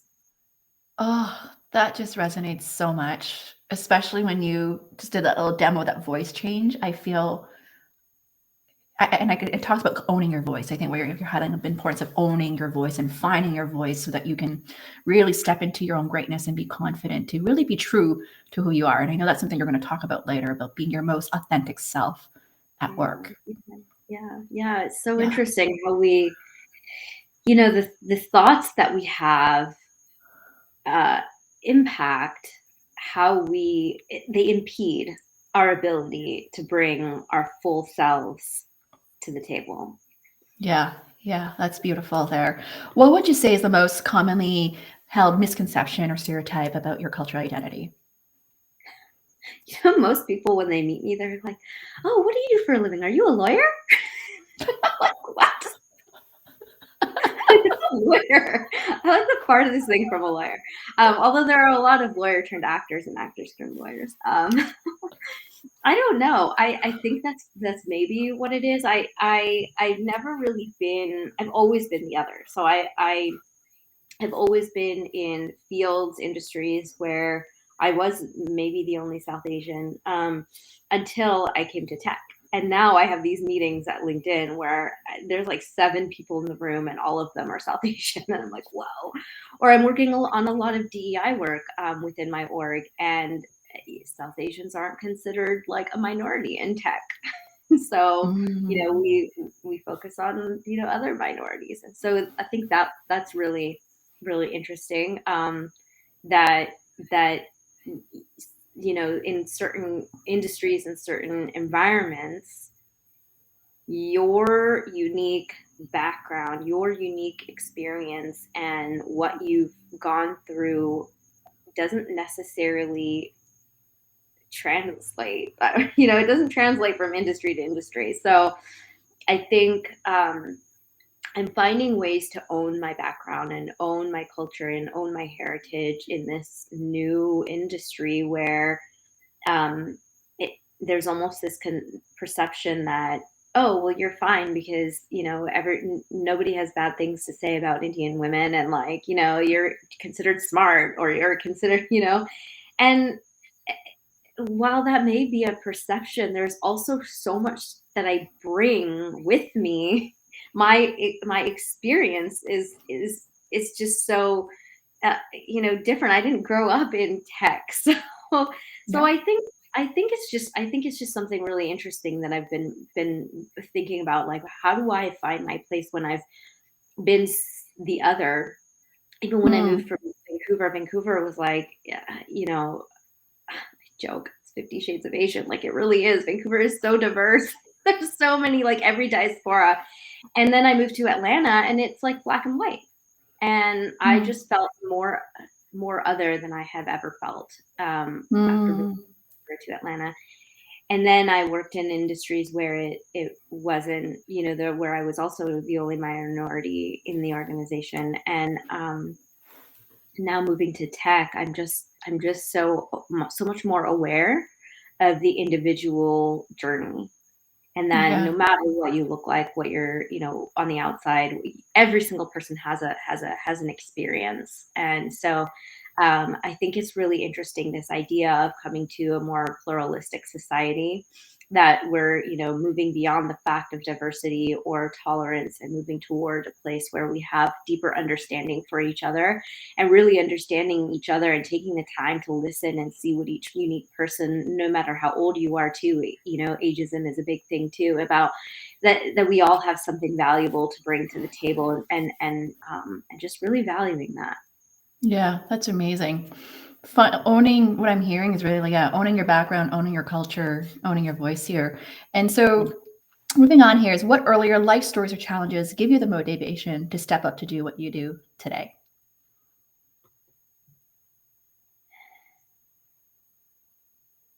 I think the main motivation was my mom, you know. I've always sort of thought of this as like a blessing and a curse, because I was first generation college student. Neither one of my parents went to college, and so my mom always preached, be happy, do what brings you joy. I didn't grow up in, you know, in this typical world where I was encouraged to be a doctor or a lawyer or whatever. Like, actually, my mom really dreams of me still becoming this, you know, famous actress. She loves it. She's, you know, my biggest fan. And so I think that was my biggest motivation, was to really tap into what brings me joy. That was a constant question, was what makes you happy?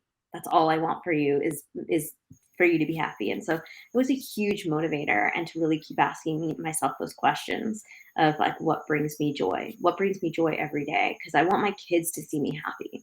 I want my kids to be inspired to do what brings them joy.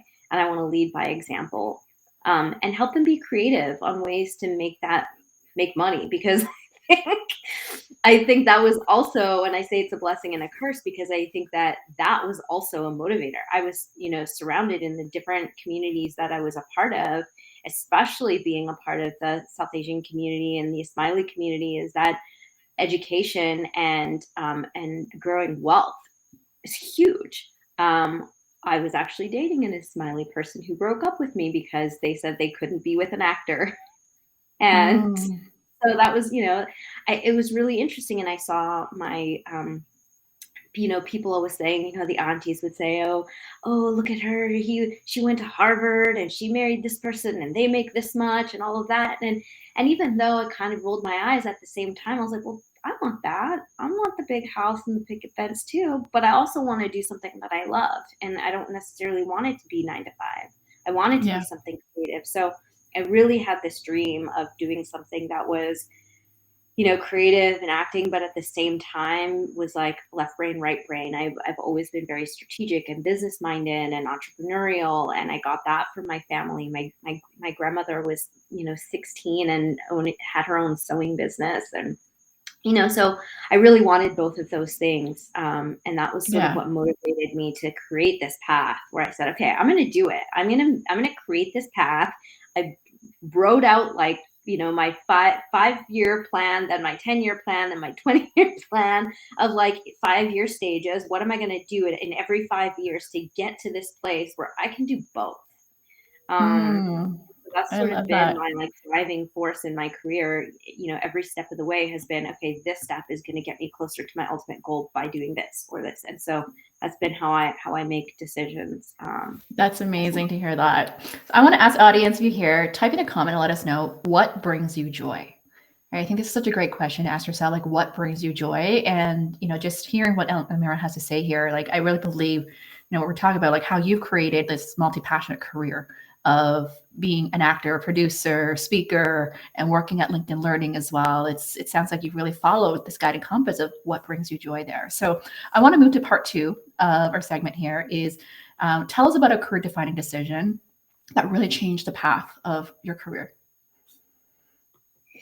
Yeah, so I've had, I think, a few of these, and I'll kind of go through them briefly, and if you want to dive into them, we can. So I think the first one was when I was 13 years old, and I was, I think, 7th grade, and we did this task, and it was sort of like you were assigned a job, and from that job, you had to plan out your personal budget, and then you could decide what kind of life you would have because this was your assigned job. And you went through like an assessment, like a personality assessment, and they assigned you a job.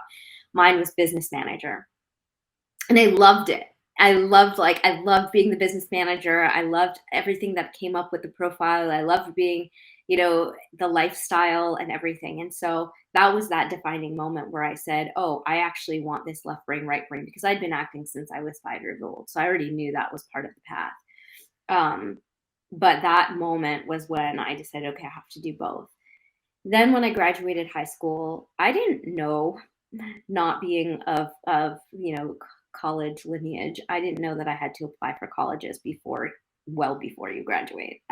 So I graduated and I got good grades. I was like, great, I'm going to go to McGill. I'm going to be off and go to university and all these things. Well, I didn't realize, I actually have to apply and have to do all these things. So I took a year off and I traveled and I went and stayed with my cousin who was an optometrist, and I was sure he was going to tell me, go to school, but go to some other university and study business and all these things. And he actually, my decision, the struggle that I was facing was, do I go to theater school first, or do I go and do this business degree at somewhere else? And so he really encouraged me to pursue acting first, and that was career defining because I feel like it was so smart. In my, one, because theater school really allowed me to discover myself. It's like, deep work. Imagine meditating for 3 years straight. A lot of deep work that actors do. And then it also allowed me to explore this world when I didn't really have a lot of responsibilities. I didn't have car payments and rent and all these things. I took out student loans and I lived with my mom, and so that was really great to explore that. And then once I graduated, I was able to make money and act and do all these different types of creative acting roles to make as much money as I needed. I didn't need very much, so it was fine. I would pick up extra work whenever I needed extra money. But I was able to really explore what is it within that world that I loved. And I discovered that I loved producing, and I loved the PR side of things. I loved coming up with business proposals. I loved all of that work, and that's what led me to communications. I was working on stage and screen at the time. It was 2010, and I went on vacation, and I met my now husband. And so we did long distance for 1.5 years, and I moved to Atlanta, and that was another defining moment of, okay, I'd been acting now for maybe 6-7 years. I'm going to take a break because I'd been cast as a 15-year-old for 10 years. So I was like, okay, I'm going to take a break and then go back to business, go back to school and do the PR comms degree. And now it's kind of coming together where I'm doing both right now. That's amazing. That's amazing to hear that. And what limiting beliefs did you have to, or obstacles did you have to overcome to advance your career?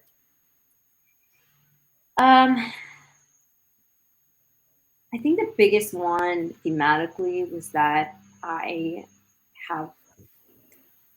always known that I've had something to offer. I've always known my strengths, but I think needing validation from other people has always been my crux and continues to be.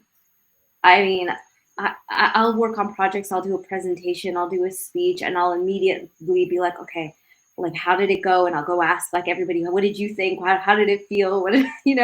I'm getting better at it, but it was, I think, the hardest part of being, it is the hardest part of being an actor too. Because feedback is so subjective when it comes to that. And the only thing that defines success as an actor is how connected you were in the moment. And wouldn't that be the defining factor of success for everybody in every moment of their life, is how connected you were to your life in that moment. And if you do that, you're successful. And that's the only validation you need. And the only person who can validate that is you, because you're the only person who knows if you're connected. Oh, that's so much depth there. How connected are you in the moment? How connected are you in the moment? Like, this talks about being present, being here now. I love that. I love that. So what's your best career advice for your younger and future self? Be steadfast in yourself, and just continue to check in with yourself and be your own guiding compass. Because again, like, your instincts are right. And if you all of a sudden start seeking validation externally, then now you're doing something that you should do, or you are told to do, or, and it's not coming from within. And I think that is at the center of it all. Like, you are the center of your story. So that would be just my best advice, is just to keep checking in with yourself. I love that. Trust yourself, right? Trust your instinct. You are the center of your story. So let's move on to part 3 of your talk, which is discovering your purpose. So how to discover your purpose, how to really align your purpose to a meaningful career.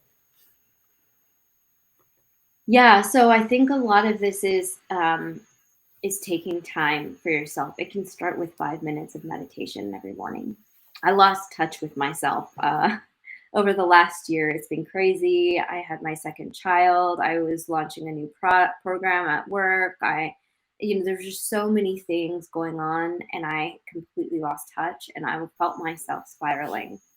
And when I finally just made the time, all I did was say, okay, I'm going to do 5 minutes of meditation. That's all I'm going to do. That's going to be my one step. And I think after the second time, I just started to feel myself connect. I just started to connect back to myself. It's so fast and easy to connect to yourself once you actually just listen. It's just listening to yourself. That's all it is. Like, that's the first step. Just listen to yourself. And some people find it helpful to write it down. Some people find it helpful just to sit and think. Some people get really anxious just sitting and thinking, and I recognize that. So sometimes being active and writing it down can help. Talking it out can help. Recording yourself talking it out can help. Going for a walk and talking to yourself can help. Anything that you can do to start having conversations with yourself will connect you with your own purpose. And then I think there's the next step is, once you're listening to yourself, starting to ask yourself questions and tougher questions around, why am I doing something? And one of my favorite activities is writing out the list of all the things that you should be, all the things that you think you should do or should be, and then on a separate list, doing the things that you want and that you are, or no, the ones that you are. What are you? And you'll see. Well, I won't say what you might see, but what I saw was that there was a lot of synergy between the two lists of what I am and what I should be. And I was putting this extra pressure on myself. And that's what I realized for myself. I was putting this extra pressure, and with that extra pressure comes stress. And something I learned from one of our instructors, Dan Ariely, is that when you're under stress, it's very difficult to find your source of truth, because your brain is under stress, your body's under stress, you're just constricted, and you're not being inspired. Your inspiration, like when you breathe in, you inspire. So that is the inspiration of all things, is just, breathing and connecting. And so I would say just, starting to take that, those conversations that you're having with yourself, writing them down, removing the pressure from yourself or others by identifying what are the should-bes that you're thinking about, and really isolating the I ams, and then looking at the I ams and saying, okay, of these things that I am, what am I proud of? What am I proud of, Yeah. and what brings me joy? And when you start to look at the things that you are and what brings you joy and what you're proud of, then you can start to really dig into, okay, how can I do more of this? What Mhm. aspect of this do I want to do more of? Amazing. Yeah. So I think Amazing. that's sort of the first steps of discovering your purpose. Yeah. I'm feeling you can do a course here. You can create a course on I this. mean, You can create a nano course on this. I will create a nano learning course on this. If you follow me on LinkedIn, I do have some posts around this whole exercise and go into the details of how to do it, as well as I'm always posting more on finding your purpose and really aligning your joy with your purpose. There's this Japanese philosophy around ikigai, and that's really like what essentially I want out of my life is what am I aligning everything that I'm passionate about, that I'm good at. So it's mission, passion, vocation, and it's really just about having this whole life that plays off of one thing and another, so that you can make money while doing something that is mission driven and purposeful and impactful, that brings you joy, that plays to your strengths. That's so beautiful. And my final question is how to have a multi-passionate career so that you stay true to yourself, especially, these days right now, so many people quit their jobs this past year. Like how to really have that multi-passionate career. One of the things that I've been doing a lot is just, I think we've talked about this too. It's really thinking about your life and your career and your just everything is an experiment. That there isn't one right way to do it. There isn't a right way. There isn't a wrong way. Everything, if you just change the mindset to everything is an experiment, all of a sudden now you can identify your hypothesis, and then you can identify, okay, what action am I gonna take based on this hypothesis, and then you can reassess and say, okay, I did that for 3 months. Now what? Now how am I going to assess this and see if I want to keep doing it or if I want to shift or adjust? Like how can you look at your life as an experiment so that you're not constantly feeling, oh, I'm succeeding, I'm failing, I'm succeeding, I'm failing, but it's like, oh, this is actually fun. I'm experimenting. I'm being curious. I'm asking questions, and there is no fail. There is no success. It's just an experiment, and I'm doing things. I'm being. Oh, so beautiful. I love it. I loved how you wrapped up with this. Thank you so much for bringing your authentic self to the show today and sharing your wisdom and experience as well. Thank you so much for having me, Diana. I really appreciate it. My pleasure. Have a wonderful day, and we'll chat soon. Okay, bye. Bye. Amazing. All right. If you are still here, type in a +1. Type in the +1. I know some of the chats were not coming through my restream today, unfortunately, from LinkedIn, but I do see you here on my phone. So type in a +1 if you're still here. Let me know what were your biggest takeaways from Almeera's conversation here today. This is so, so beautiful. So now we're going to move on to our 5th guest speaker of the day. Last but not least, we have Karen Chan coming onto the show. I met Karen over a decade ago, at least 10 plus years ago when I was in recruiting. And she has also been a client of mine as well, who is amazing. And she also gave me the first opportunity as a speaker when I first started my business a decade ago. So Karen Chan is here to talk to us about her topic on it's possible to change careers. Karen is an executive and founding member at ADAPTOVATE, Toronto, a business agility consultancy that specializes in helping organizations transform at scale to meet changing market conditions and increasingly sophisticated customer demands. Her industry experience includes automotive engineering, lean coaching, technology consulting, and Agile Center of Excellence Director at a major Canadian bank. Karen is also a leader in engineering, technology, and STEM. Her roles include past chair and president, Ontario Society Professional Engineers, past chair, her Evolution, and past chair of Professional Engineers Ontario, Lake Ontario, Women in STEM Advisory Council, Ontario Tech U, and Advisory Council Western Engineering. I'm so excited to have her to share with us her wisdom today. So let's type in hashtag Go Karen. All right, and welcome her. Hi, Diana. Hi, Karen. Hi, Welcome. Thank you everyone. so much for being here. Well, thank you for the invitation. Very excited to be here. Yeah. So let me just say a quick hello. Who else is still here? Plus, when I see Anthony, Stephen, Danielle, Catherine, Amy, you guys are awesome. Thank you so much for being here. I see you all. So thank you, thank you, thank you. Amazing. So, Karen, why don't we kick things out with the first question? Tell us a little bit about your cultural identity and upbringing. What's one cultural value that had an impact on you?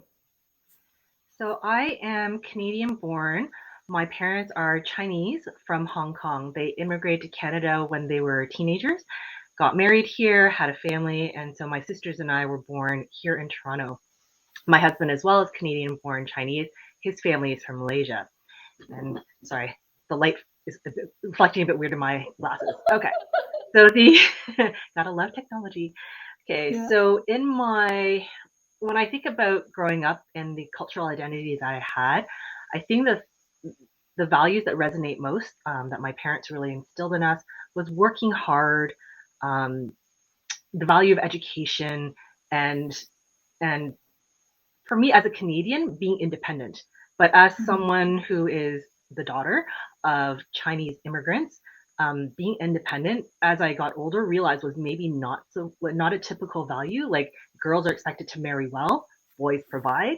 And so for my sisters and I think because we were all girls, our parents really wanted us to make sure that we knew that we could be independent, that we could take care of ourselves. So Nice, nice. By the way, if you want to avoid a glare, I think you can just lead in a little bit. It will help you remove the is it? glare a little Okay, bit there. cool. Yeah, it does. Great. Yeah. So, what do you think you inherited from your culture? Strong work ethic, really working hard and being productive, right? Like I won't always want to be productive. I want to be contributing positively to the world around me, to my community, to my home, to whatever, to my family, to whatever that is. So I think it's really just that working hard and that hustle. Like I said, my parents from Hong Kong, they always have that hustle. I know things are going fast, fast, fast all the time, right? Mhm. And growing up, was there anything that you felt pride or shamed about? I spent a lot of time thinking about this question, and I don't really know how to answer it. I think growing up, being like I was proud of being Chinese, I was being proud of being Canadian. Our parents raised us to be proud of both. They were separate but also part of like who we are. Not necessarily good, not necessarily bad, but just who we are. I think that and we grew up in a place that wasn't there weren't that many Chinese people where I grew up. Like until I hit 8th grade, there was never another Chinese family in my class or even my school. It's just my sisters and I. So we grew up in a very Canadian society. So I never really thought about it. And now that I'm trying to think about it, like there probably were aggressions and microaggressions, but I don't remember them. So it was part of the fabric of my life, which is a terrible thing to say now. But I think that's really like I don't remember being ashamed of who I was. I remember being proud of being Canadian and being Chinese. It's just I just am. It's Yeah, who I am. So yeah. That's good. Thank you. What would you say is the most commonly held misconception or stereotype about your cultural identity? Asian women are docile and submissive. That's probably the worst stereotype, um, and one that I hope that I don't follow, and one that I Hmm. encourage people around me, and particularly my daughter, not to also um, fall fall into that either. Yeah, that's great to hear that. What earlier life stories or challenges give you the motivation to step up to do what you do today? I think a lot of time thinking about this as well. The first part of my career, like I'm not a rebel, I'm not a rock the boat kind of person. I very much kind of follow the path of what's known. And so the first part of my career is very much like, oh, this is, you study this. I studied engineering, get a job as an engineer, be a designer, do that stuff, have a stable, steady career, stable paycheck, and be happy with your life. And I think for the first part of my career, I very much followed that. And then I reached a point where like the path that people were putting me on was not necessarily where I want to go. So I think it was maybe about halfway through my automotive career that that I started taking a stronger hand and where I wanted to go. They were offering me roles back into design. I guess let me back up a little bit. So I worked in automotive engineering here in Canada. I worked in the car plant, and I worked in design engineering. And so the first part of my career, I was put in a role. I liked it. I learned a lot. Moved to another role, a pilot program. Also liked it. Learned a lot. Moved into another program, and I was like, oh, I don't know if I want to do this. Was convinced that maybe you should take a chance. If you don't like it, we can always leave. But it's just a short-term assignment, and it's a growth opportunity. I'm like, all right, okay, I'll do that. And then I got moved into a design engineering role, which is like the dream when you're in that company. It's the dream to be a design engineer. So I was in that role. I did it for a year. Then I got pregnant, went on maternity leave. When I came back into design engineering role. And I remember thinking, I don't really love this work. Like, I miss working in the plant. I miss that fast pace. I don't love staring at a screen and working in CAD all day. How do I find a way to kind of go back to what I was doing, but not actually go backwards in my career? How do I leverage all these experiences and keep a forward momentum, but also do the things I like, right? I don't want to spend 5-10 years in design. I already know that this is not where I want to spend my career. And so I think that was the first time that I went to my boss and said, I don't want to do another design role, or at least this is not my dream. Can I go back to the plant? Is there a way to maybe go on into the launch program? And she said, yes, there's actually an opportunity to be a launch engineer. And I was like, okay. And she's like, there's the Camaro in Australia. I'm like, I'm in. And she's like, but that's already taken. So there's the Saturn Vue Hybrid in Mexico. I'm like, okay, I got to go talk to my husband about this. My husband, I should also mention, is also an engineer at General Motors. And so if we're going to make a decision that affected our family, especially relocation, we need to make that decision together. So we talked about it, and we opted to become essentially the launch team from Canada into Mexico, supporting those vehicle programs. So I think that's the first time where I really took charge of my own career. And after that, I've been braver about doing it, less fearful about making big changes. Even then, that was a really big change within the organization. And when I left GM, sorry, I was trying not to say it. When I left the automotive and went to a different industry, like, that was a very big change. And I actually credit you for helping me kind of not to face that fear and like overcome it. So. Yeah. What I'm hearing is important message here is that, owning your career. Right, the fact that you own your career, decided to, carve your own path. Right, that's what I'm really hearing is owning your career. And so, tell us a bit more, I guess, in terms of a career-defining decision that changed the path or trajectory of your career. So I talked about the decision I made within automotive. I think the next big career-defining decision for me was leaving automotive and manufacturing and engineering and going into media. So I remember at the time, because I'd been at this company, I'd been in engineering for 10 years, and I wanted to change, but I didn't want to go from engineering to marketing, or from, manufacturing to like finance. I still want to leverage what I'd learned and what I'd done and what I loved about manufacturing. I just wanted to do it in a different place. So I was on LinkedIn, saw a post for a business process engineer, business process re-engineering. Basically a different way of saying process improvement or lean engineering. And I remember looking at that posting and thinking, wow, this is great. Like, I have pretty much 90% of these requirements. The only thing I don't have is digital media experience. And I don't know how important that is.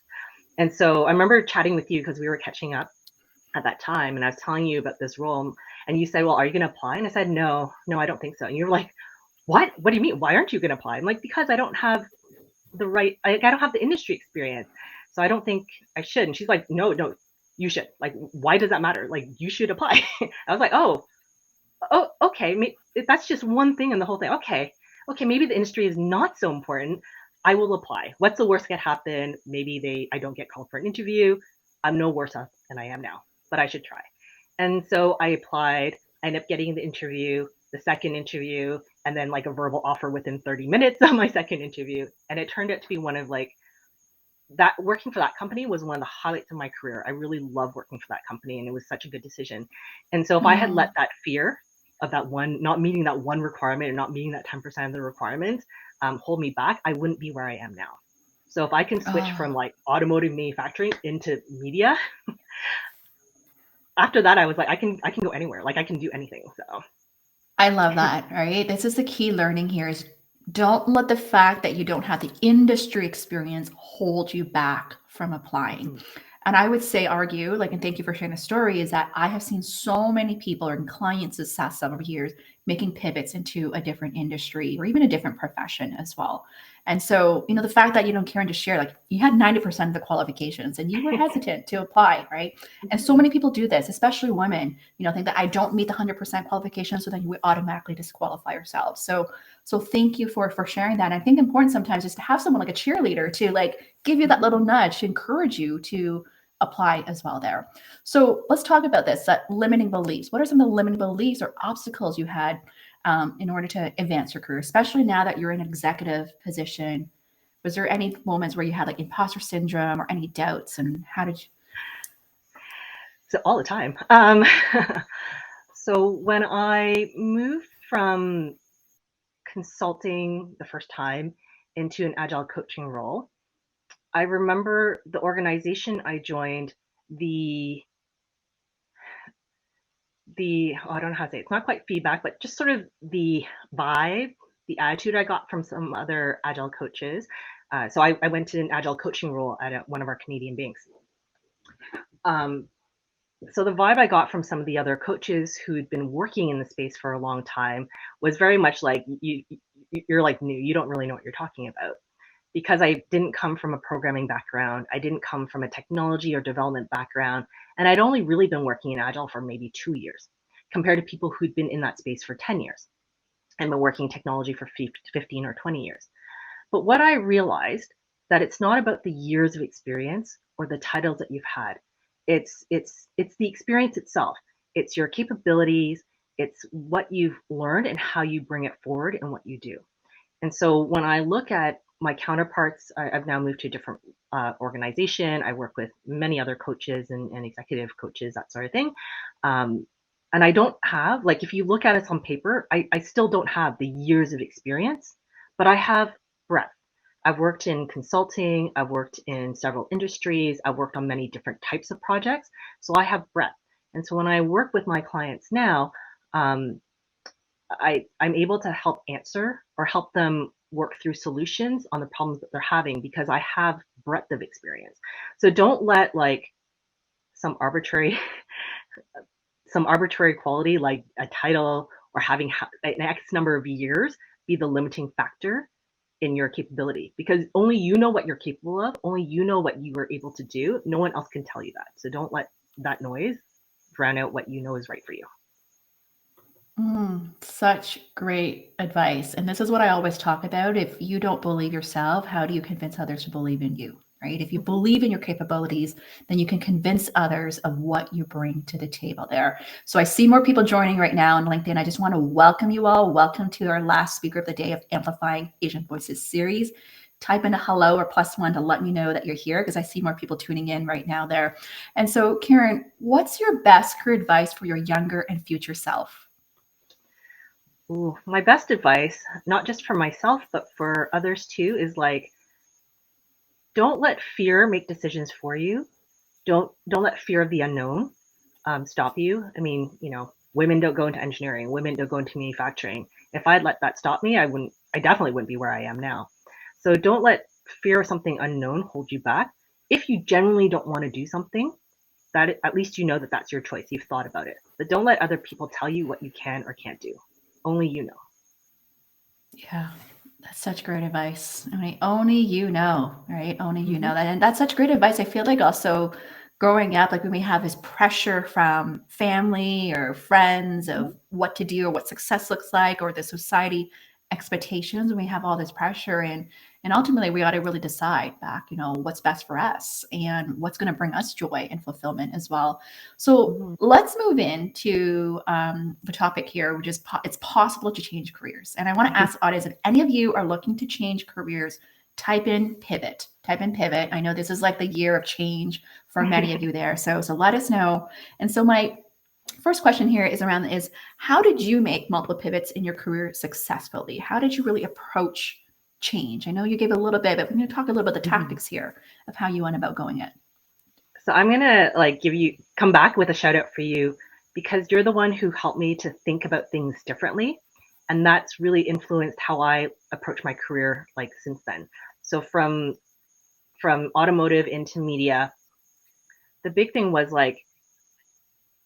don't let fear stop you, don't let industry stop you, but it's focusing not on the title, not focusing on industry, it's focusing on the skills and the capabilities. Right? Not just the skills that I have, but the skills that I want to grow, the skills I want to focus on. So at that time, I really want to really build my career in lean and in process improvement. So whatever industry that might have been, because my entire career, the 12 years at that point, had all been in manufacturing, I thought my only options were in manufacturing. So in talking with you and saying, no, that's a valued skill set in other places. You just have to think differently in how they might approach it. So talking about your skills and your capabilities rather than your job title or your experience would probably be the key takeaway. So when I left, media to go to technology consulting, I'm not, even now, I've been in technology for 10 years. I still don't consider myself a technology expert, because I'm not a software developer. I'm not a programmer. I understand it from a business perspective. I understand how all the systems work. That's the engineer in me. But I don't know the technical piece of it. If you gave me a piece of code, I'd have to spend a lot of time to try and figure out what it meant. So, but through my career, when I went from it looks like I hopped around a lot and that looks very disorganized. But for me, every job I've had has been some element of lean or continuous improvement or improving your way of working. So going from automotive manufacturing in the plant to lean coaching in media, to technology consulting. And even then it was really how to implement systems well and at scale, which is a lot of what I did at General Motors, a lot of what I did in automotive as a launch engineer. That's where I learned Agile. So taking that, going into the banks, and now not just doing Agile, but being Agile and leading transformation and leading Agile adoptions at those organizations. And now back into consulting, but really focused on business agility. And how do we take that Agile mindset? How do we scale these Agile ways of working? It's just really how you organize your work and how people work together. And so for me, while my career on paper, the different organizations, the different titles, it looks very disjointed, I know it's been a very common thread of lean and Agile and coaching throughout my 20-year career. So know who you are, know the capabilities and the skill sets you want to focus on, and really kind of drive towards that. The rest of it is just, whatever that company or whatever that industry may call it, but what the work is. And if the work is what's interesting to you, that's what helps you figure out those different pivots and how to pivot in your career. That's such great advice, right? Know who you are, know your skills, know your capabilities. And what I'm also hearing, which is something I teach a lot, is what's that theme in terms of that common thread of the expertise that you bring to the table, right? Like Karen has talked about hers, what's that thread? Identifying those top 3 things that you have so that you can really tell your narrative in a way that makes sense to the new employer, especially if you're looking to change in a different industry there. So what were some of the fears in making a change, and how did you overcome them? Ooh, at the beginning, right? My parents grew up in a generation at a time where you stay with the same company for 20, 30, 40 years. And so when I left, I was in automotive for 10 years. I was at the same company for 10 years. And so when I left, it was really scary, right? Because and it wasn't just I had been there for 10 years. I'd been there through the formative years of my career in the early part. My husband and I, we got engaged, got married, bought a house, had kids during those 10 years. And it wasn't just us, but a lot of people in our cohort, a lot of our colleagues were also, we all joined roughly at the same age. We'd been there the same amount of time. We all grew up together. We all had families together. So when I left that company, it was scary, not just to go into a different industry. Maybe media is not the right place. Maybe I faked it really well in my interview and now I have to deliver. So that was kind of scary. But for me, that first change, I was leaving home behind, right? That was really, really tough. Since then, It's been a bit easier. Like it's not the same, like still have friendships, still have deep relationships and deep friendships with people that I know. But that first job or that first company there wasn't my first job, it was my second job. But it was the most definitive part of my career to date. And that was really, really hard. Now, since then, I've changed jobs like 8 times in the last few years. It's gotten easier. I mean, practice makes things easier. I know that I've done it before. I know that I will land well. I'm friendly. I work hard. People like me. I know what I'm talking about. So it makes it easier. So every time I've had to start over or go into a new place, I've been able to get through it. I'm able to get through that hump of fear and do well, right, in that job. I think being consulting helped because even though it was one job, it was like 4 different client engagements. And so you're constantly rolling on, rolling off, rolling on, rolling off in a very short period of time. And you just kind of learn that very quickly, right? So you know you can adapt. Yeah. You know that you want to adapt. And when you decide that you don't want to do that anymore, you know you can leave. There you go. I love that. I love that. And what are the key factors to evaluate when considering a career change? All right. What was that criteria that you go through? So for me, I look at the work. Like I really try and understand the work that I'll be doing, what I'm expected to deliver, right? Like what they're expecting from me in this role. I think about whether I like that work, whether I want to do that work, whether I'm going to be energized and proud of that work. So there have been times in my career, like no job is 100% amazing. There's going to be elements of things that are great and things that are less great. So when the number of things that are not great outweigh the things that are great, then you want to think about like whether this is still the right place for me, right? And so when I go into a new job or when my role changes, I think about that. Okay, so what's expected? Do I like that work? Do I want to do that work? Will I be proud of it? So if the answer is no to any of those questions, I really kind of rethink that. I will say I do have the luxury of having a 20 plus year career at this point. So I have a bit more freedom in being choosy. Like I can say no to things because I know of other options. If I was a very new graduate with limited years of or limited experience or limited exposure to different industries and work, I might not feel like I have as many choices. You kind of have to, take a job or say yes to something less than ideal for the experience. So I do recognize that I do speak from a position of like advantage from being where like from working for 20 years. I know who I am. I know what I want to do. And I have the luxury of being able to hold firm to that. That's great advice. I think it's a reminder, recognize where you are in your life and career, what stage you're at to help you identify, in terms of the choices that you have or what the criteria that you have. But I think one thing that really resonates, something I do a lot in my coaching, when people come to me, a lot of times I work with very experienced level professionals, is going back to like, what gives me joy? What gives me energy? What will I be proud of?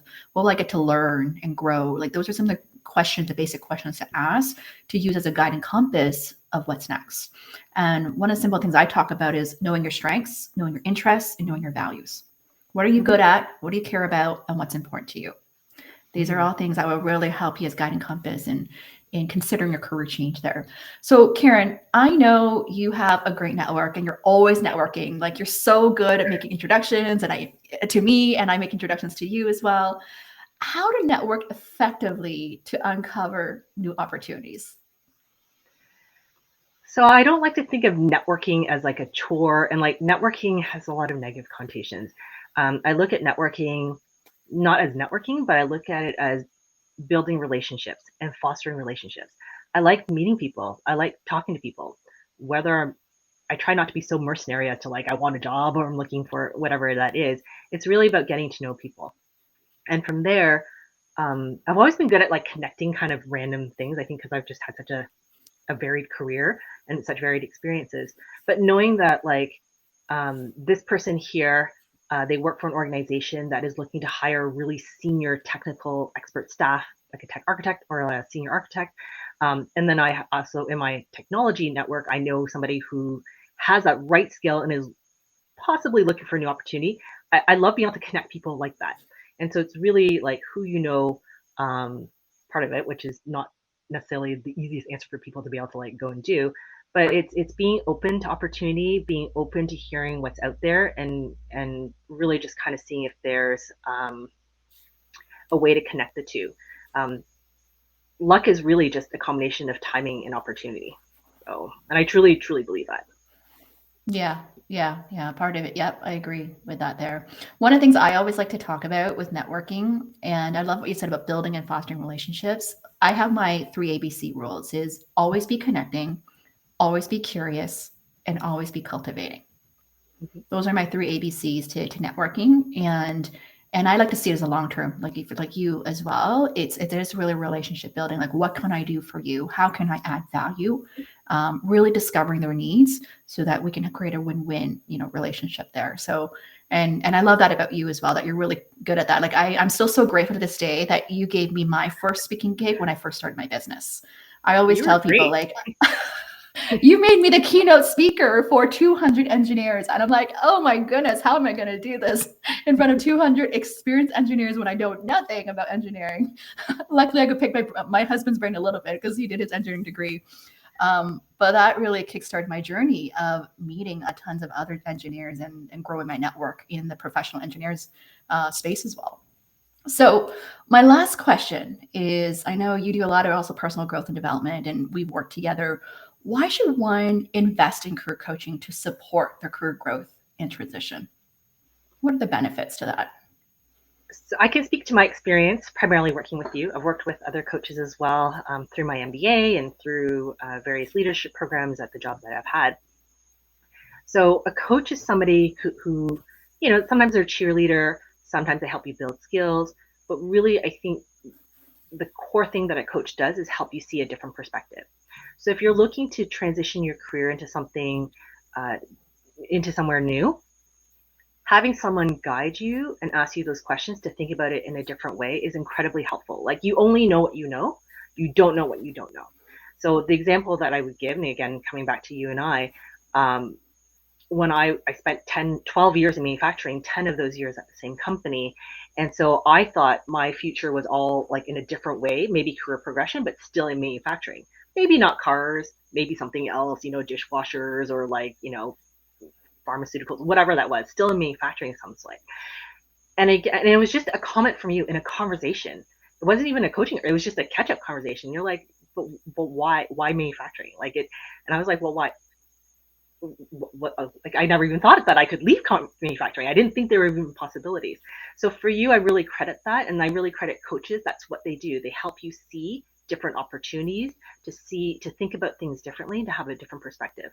So if you're looking to do something different, you need someone to help you think differently, because you don't know how to think differently. If you knew how to think differently, you'd already be there, right? So to me, that's the value that I think that career coaches bring.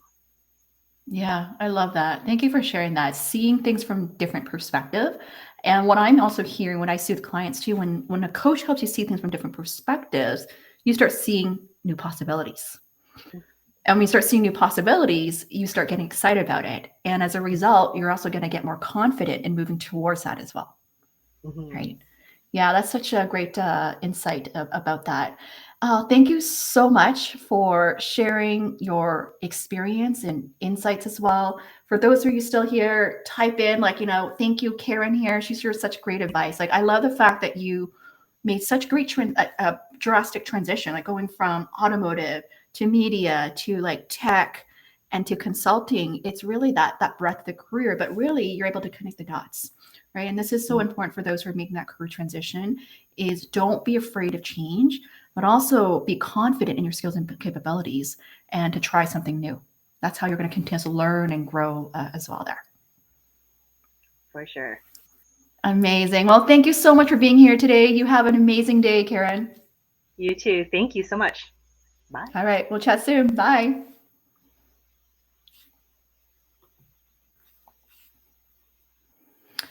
Amazing. Oh my goodness. Wasn't that amazing? We just completed our 5 fireside chats on the Amplifying Asian Voices series. Oh my goodness. It was such a juicy conversation. If you're here, can you just type in what are some of your key takeaways from today's show? What are some of those golden nuggets that really resonated with you? Share with us all.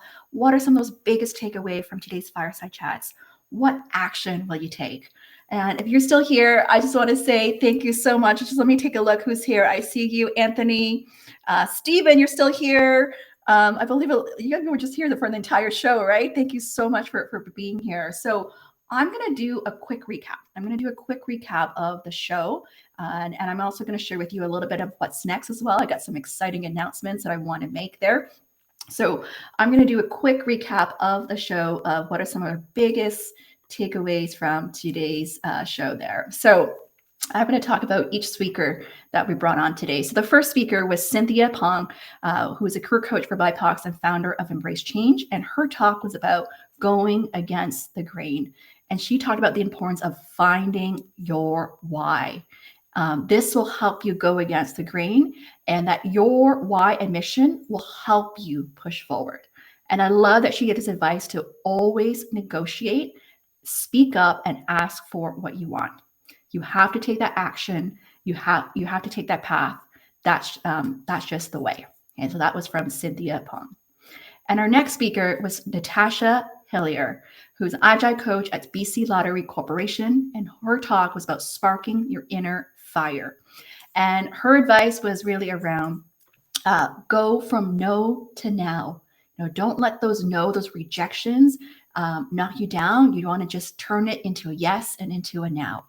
Feed people. And her advice was all about being kind, being generous, taking care of your people. Right? The other piece as well, finding a mentor to help you grow. Okay? Get a reverse mentor as well. And then we also had our third speaker, Mohammed Faruqi, who's a global digital marketing and customer engagement director at Viatris.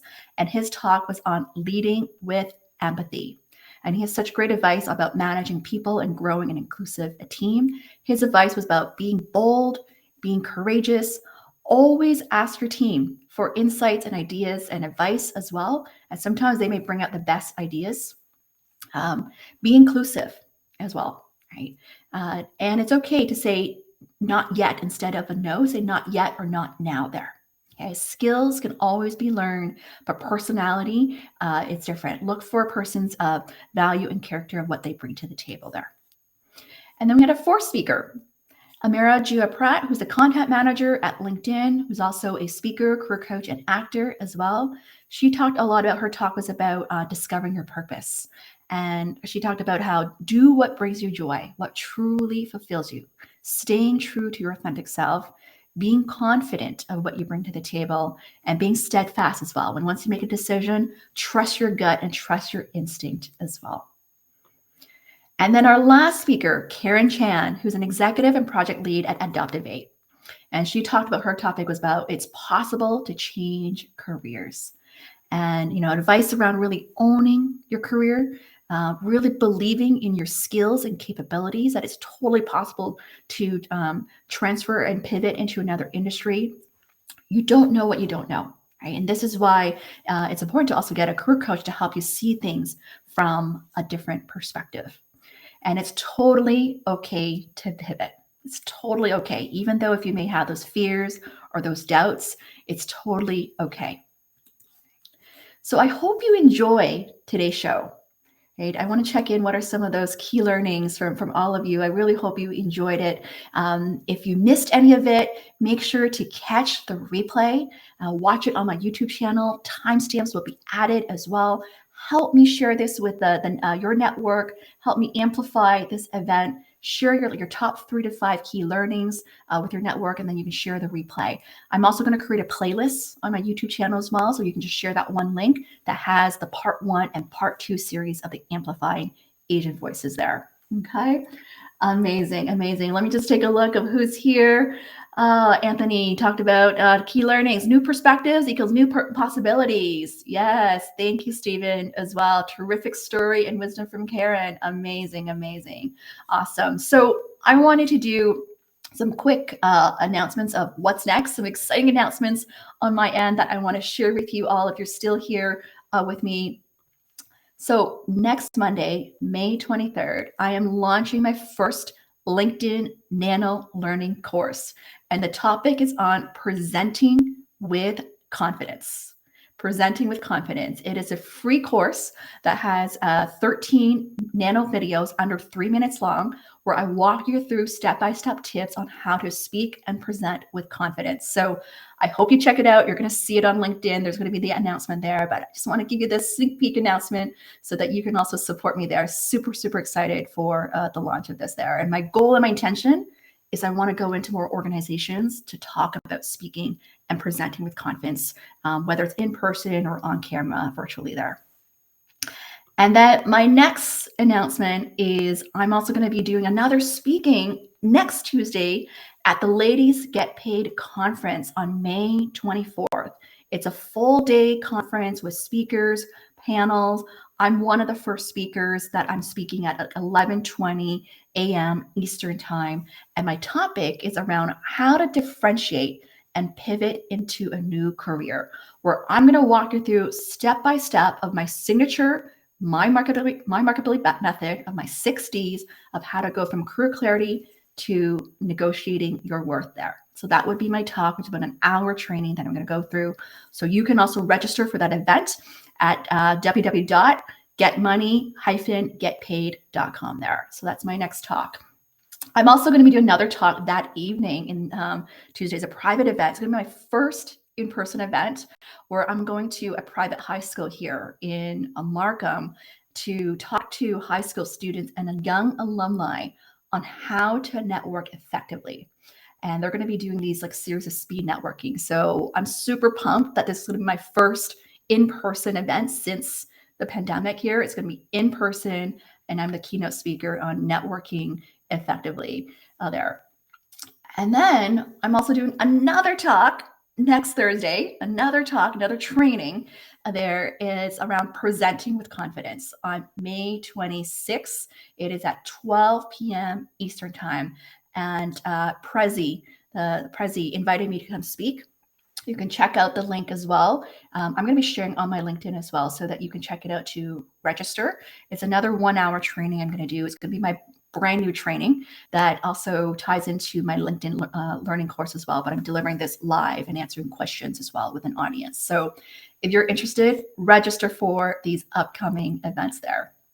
Okay, so yeah, so excited. So feel free to check it out. Thank you so much for having me. Oh my goodness, I just have to process everything that that I've been doing the last several weeks or past month on the Amplifying Asian Voices series. It was a lot of hard work, but it's so worth it. I really need to give a special shout out to my assistant, Jandale Carlo here, who has been supporting me backstage with the captions, the videos, the marketing promotion. It's been such a pleasure to have him to support me to make it a seamless experience for all of you as well. And if you're still here, thank you so much. I hope you gained a lot of wisdom, gained a lot of value, and that you're inspired to really pursue your dreams and goals as well. So until next time, I will see you soon. I hope to see you at some of my upcoming live events. Cheers.